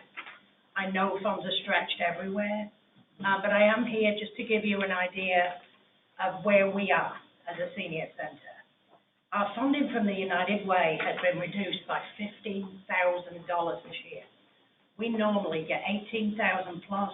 It is now down to, enough to make me cry, it's down to $3,000 right now. And it's due to their reduced income from donations. But we have got, it was 5,000 was our original allocation. It is now down to less than $120 a month. From United Way? Yes, and we cannot, when we used to get 3,000 a month, it's hurting us a lot, okay? That's my first thing. Our meal service, which I passed everybody a copy, our meal service has gone way up during this pandemic. We are serving 40% more meals per month than we did at the beginning of this pandemic. And it is a need in this community by the seniors. We served over 2,000 meals in July. And this month, you can see, we have got a week and a bit left, and we have already served 1,491 meals in August. We received extra funding from the federal government that we got through area agency in Tallahassee, and it was a considerable extra funding. We did receive, I think it was $66,000 to help with the meal program and other needs. The main need has been a loneliness problem, and we had money to call the seniors almost daily. So it's been something we've been doing. We did, I think, about 8,000 calls last month to try to keep in touch with all of our seniors. And it's put staff, we're very, very pressed and busy. I'm working 50 plus hours a week right now, usually Saturday and Sunday as well in some form or other, maybe at home. But some days I'm in all day Saturday. But that money will run out by the end of next month. We've added about 30 new home-delivered meal clients since April, and then we've added multiple new clients that we call congregates. We're still allowed to call the congregates the ones that drive through and pick up a meal every day. So we've added a lot of meals. When the funding runs out, what I'm hoping to do is keep the neediest of those. We had to do an assessment on every one of them. But some of them are much more financially needy than others, and we want to try to continue at least until the end of this pandemic, serving them if we can. But that's a hope. I've got to look at our finances very closely to see where we are. The seniors have been driving through since we closed on 3/20, We've been doing a contactless pickup. They drive through the front door, we meet them there, everybody's masked.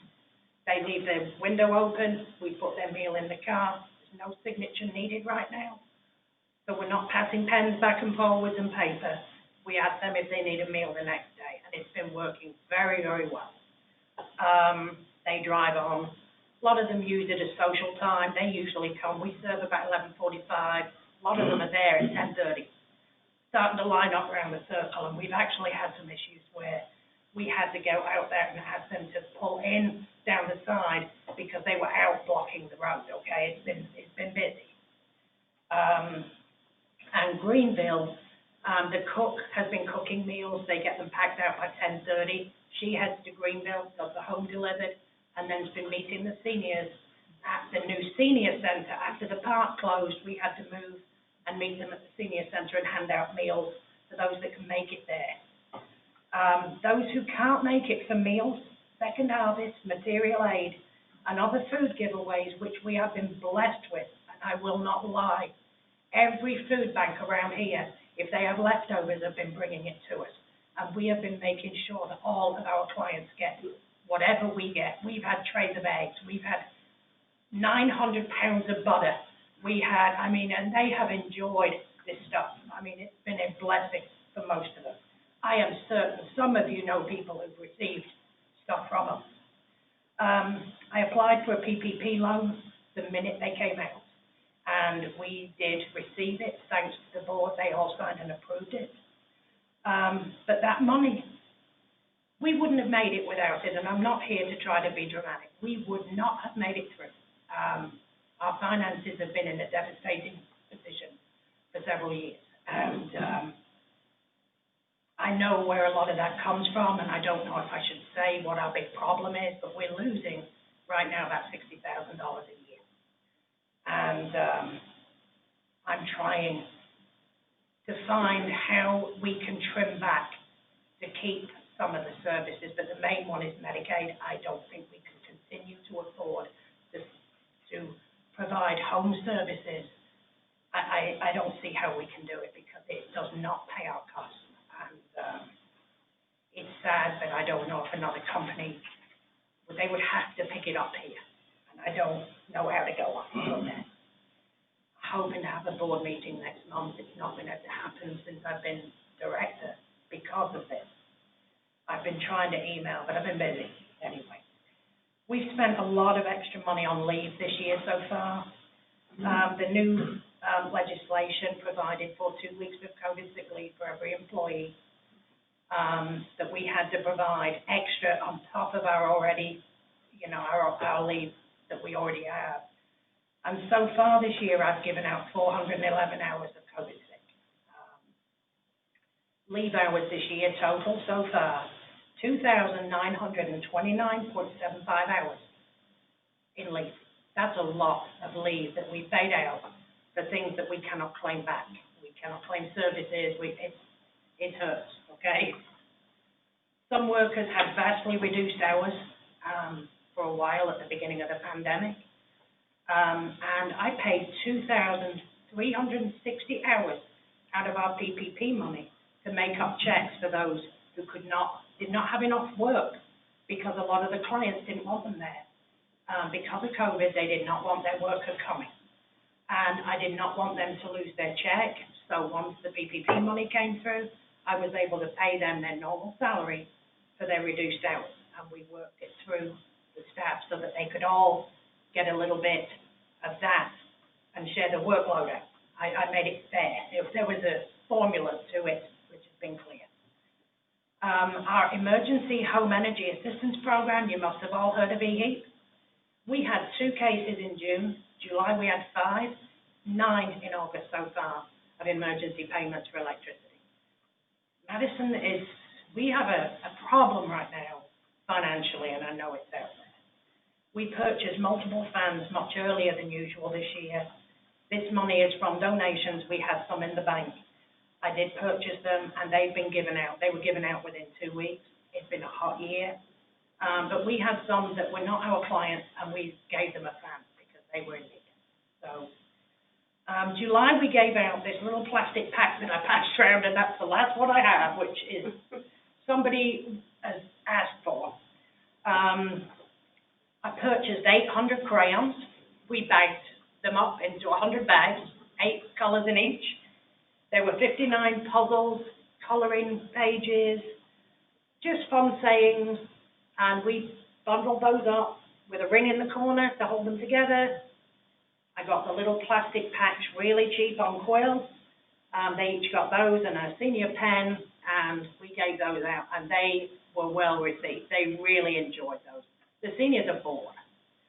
Last week we tried something new. Very few showed up, but they promised they will all. There were a lot more want to come next time. We called it Circle Your Wagon. And we had the seniors line up down the side of the building between us and the emergency management. And the idea was that they would do like a speed dating. They would stay in their cars, they would open the doors, and they could talk to the person across the road from them for a few minutes and then move on. So they each got to speak to each other, and we handed out popcorn and the newer pack with some more puzzles.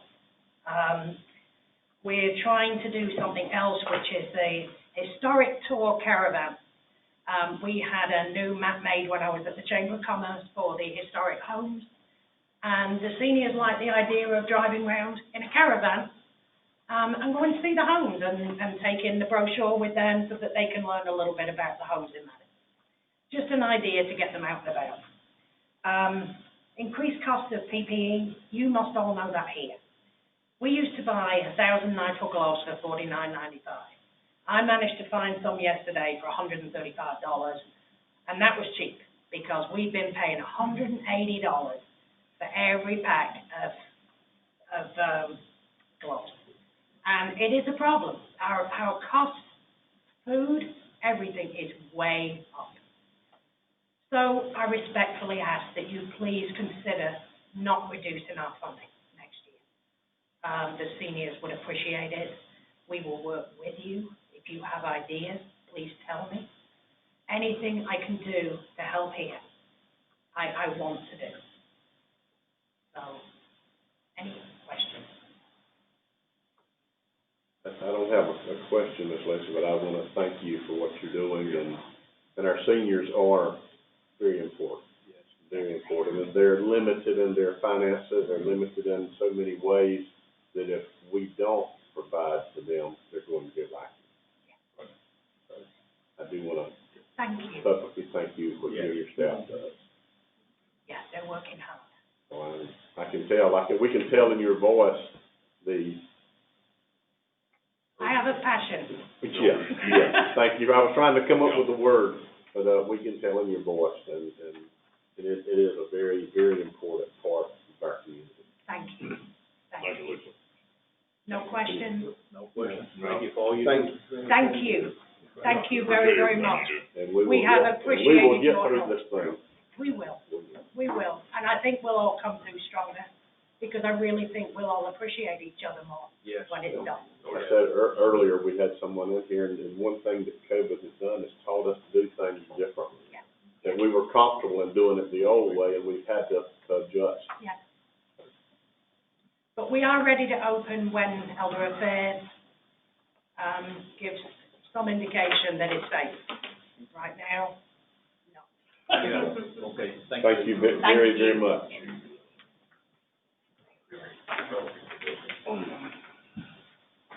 Commissioner, you got to go?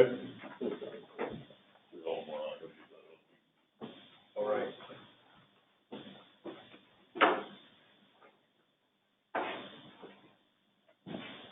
Okay, that finishes up all of our budget hearings.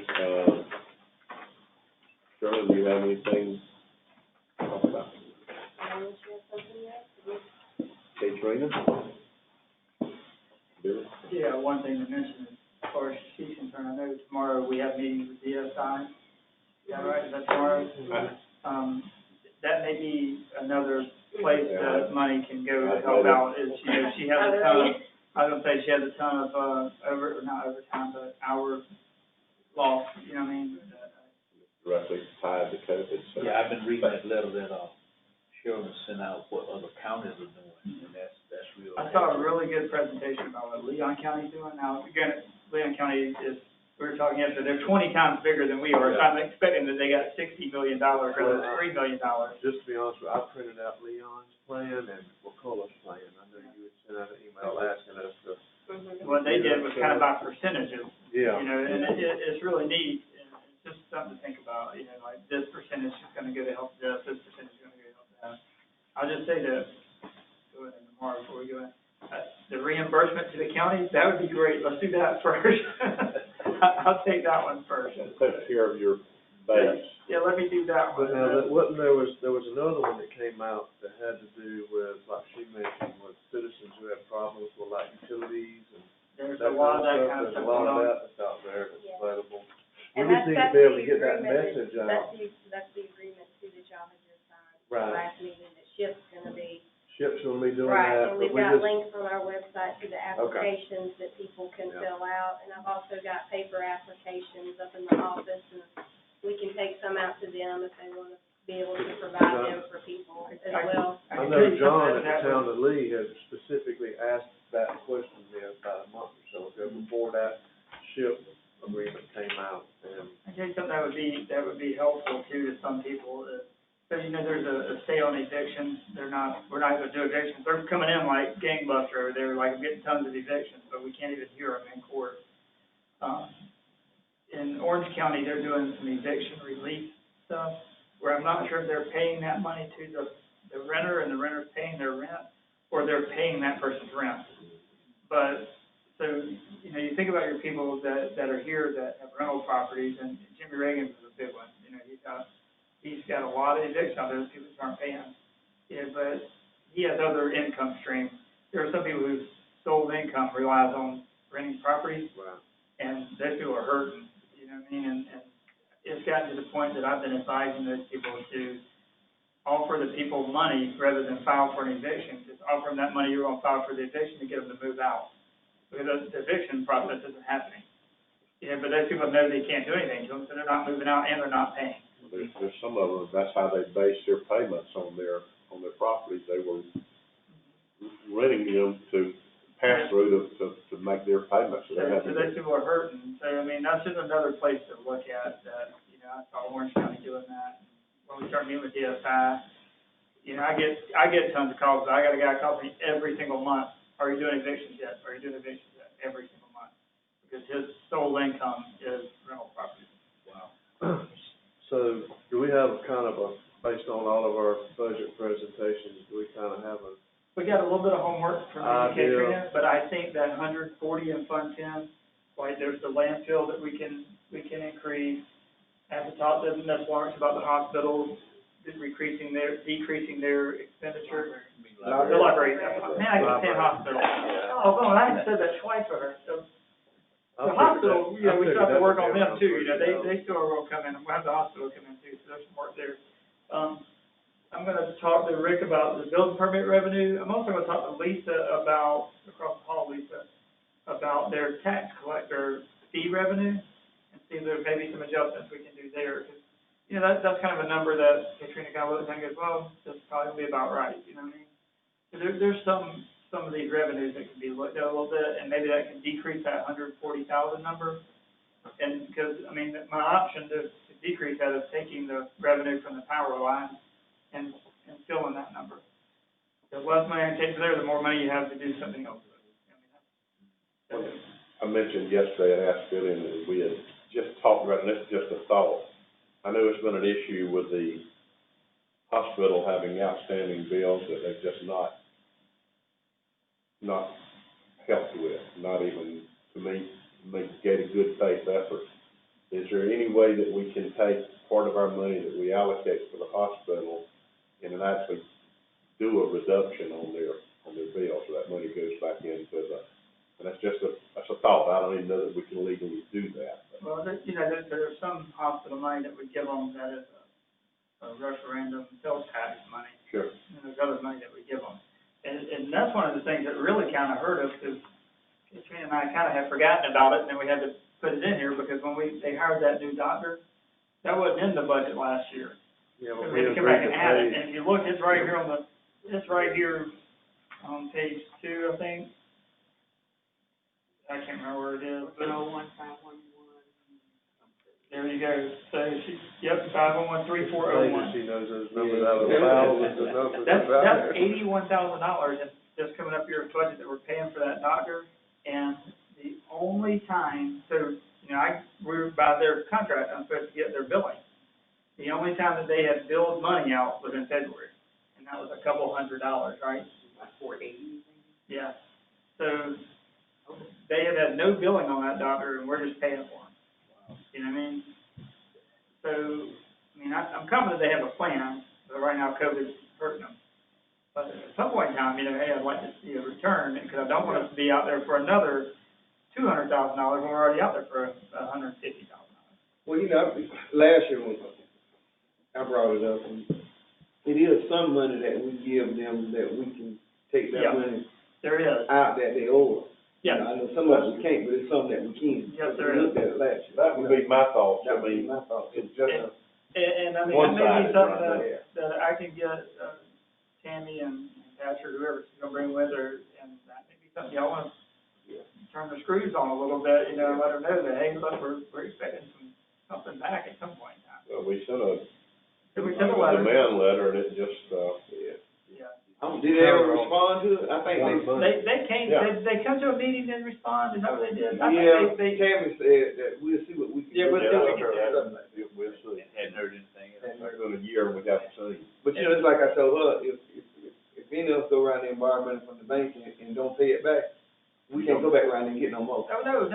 You know. But you're gonna pay it back from one way or the other. Yeah, we are. That's the other thing. My thought is if we're allocating some money, if we can legally say, okay, we're gonna allocate some money, but part of this money is going to go against your bad debt or your outstanding debt and go back into the. And I mean, and really that's like taking money out of your pocket and putting it in your other pocket, but I mean, it does. Well, it's better than it does just pay giving back them their that money. much more money. Exactly, it does pay back their money. I mean, that's one way to do it, and I think that's probably, at this point, maybe the only way we're gonna do it. Well, we haven't seemed to make any progress in the other one. Exactly. If you would, Billy, just, you know, get what they owe us and how much money that we give them that we can take something from them, so we just kind of know. Something like, what, 158,000 or something? Something like that. You know, It's 151, and then whatever the doctor, we've incurred from the doctor in this round. Yeah.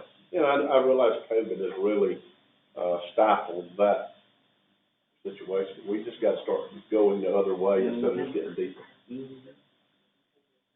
We're in some times now that you're just not being good stewards of the county's money, just put good money after bad sometimes.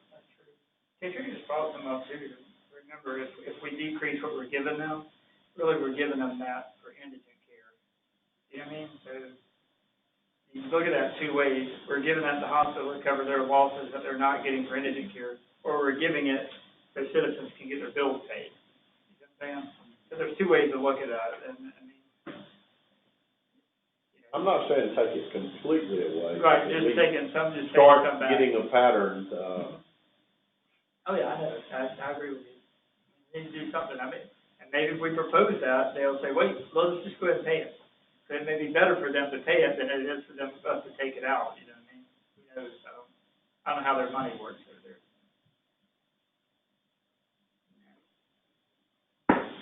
anybody have anything else? The public hearing on September 9th. Remember, the September 9th meeting is a night meeting, not a day meeting. And the public hearing, and hopefully by that time I'll be able to have y'all a balance and all the funds to present that. And that's just gonna be here's our tentative millage rate, here's our tentative budget. What time is that on that? 5:30. 6 for a regular meeting? 5:30 for the public hearing. 5:30 for the public hearing, yeah. Okay. Public hearing. That's on the budget. Yeah. Yes. You're doing that at 5:30? Yes. 5:30 before the 6 p.m. meeting. Yeah, that was on the trim notices, so that's when we have to do that. Yeah, it's gonna be a Zoom meeting, regardless of whether or not we can be open or not. And just to let y'all know too, the courthouse is now officially at phase 2, so the court system is, that just means that we can do some in-person hearings over there across the street. But just so you're aware, when we go to in-person hearings and we have hearings, when we're having actual hearings over there, any court over there, everybody will have to wear a mask, every visitor, and have to get checked and, you know, all that stuff. So if you see that coming, that's what they're telling me. Even though right now you walk in there, nobody really cares. Whenever that comes up, it's gonna be a little different. That's just the court system's mandate on it. So no more workshops? No more workshops. I think we got it pretty much hammered down. I mean, Well, how will we, work on this, split between EMS and fire and? what I can do is present it to you a couple of different ways and see what y'all's stomach is, the best, you know what I mean, as far as. I know we mentioned having a meeting with the volunteers, so we need to do that before October, is that right? Well, I Where mean, are we at on the agreement with the city? What do we have to do? Do we have a time frame? That's something that I figured Wednesday or not, we're not meeting tomorrow, is we? Yeah, tomorrow, Yeah, 6 o'clock. Well, hey, I guess I'll be at a meeting tomorrow with you guys. Yeah, y'all might wanna mention to Tommy that he might wanna look at that agreement and rewrite it, 'cause I think right now that agreement goes one way, like we pay money to the city, but if we ever respond, I don't think it comes back to us. So we might wanna rework that negotiation, or rework that agreement, that way, if we do pull out and we're responding in the city, which shouldn't happen often, but it may, then we're getting money back from the city. Yeah. Is there a time frame? Do we have to notice this? I think it's 30 days. It's probably 30 days. Back Yeah, then. I'm gonna guess it's 30 days. Tomorrow, while we're doing it, we were talking about amending the agenda to ask Tommy to come up with a plan to present to TDC. We're talking about amending the agenda to that, just so we can give him a consensus. So he can do that presentation. We'll ask TDC to come up with some. Well, they had asked for a workshop. Yeah. Theoretically, we could do that. Never mind. I'm still trying to figure out why I couldn't remember that meeting before. We could always do a workshop ahead of a county commissioners meeting with TDC, so we wouldn't have to come in on a separate day, if that's okay. Say that again now? So we could set up, if the TDC had requested a workshop Okay. with the board, we could set it up maybe the second September meeting or something at 5 o'clock ahead of the. Don't hold it right after our 9 AM meeting. Or hold it right after either one. But I think we do need to have a workshop, at least have them involved in the thought process and input. Right, and they need to hear what Tommy's presentation. That way it won't be he said, she said, they will hear it straight up. Okay. Anything else? Sure. All right.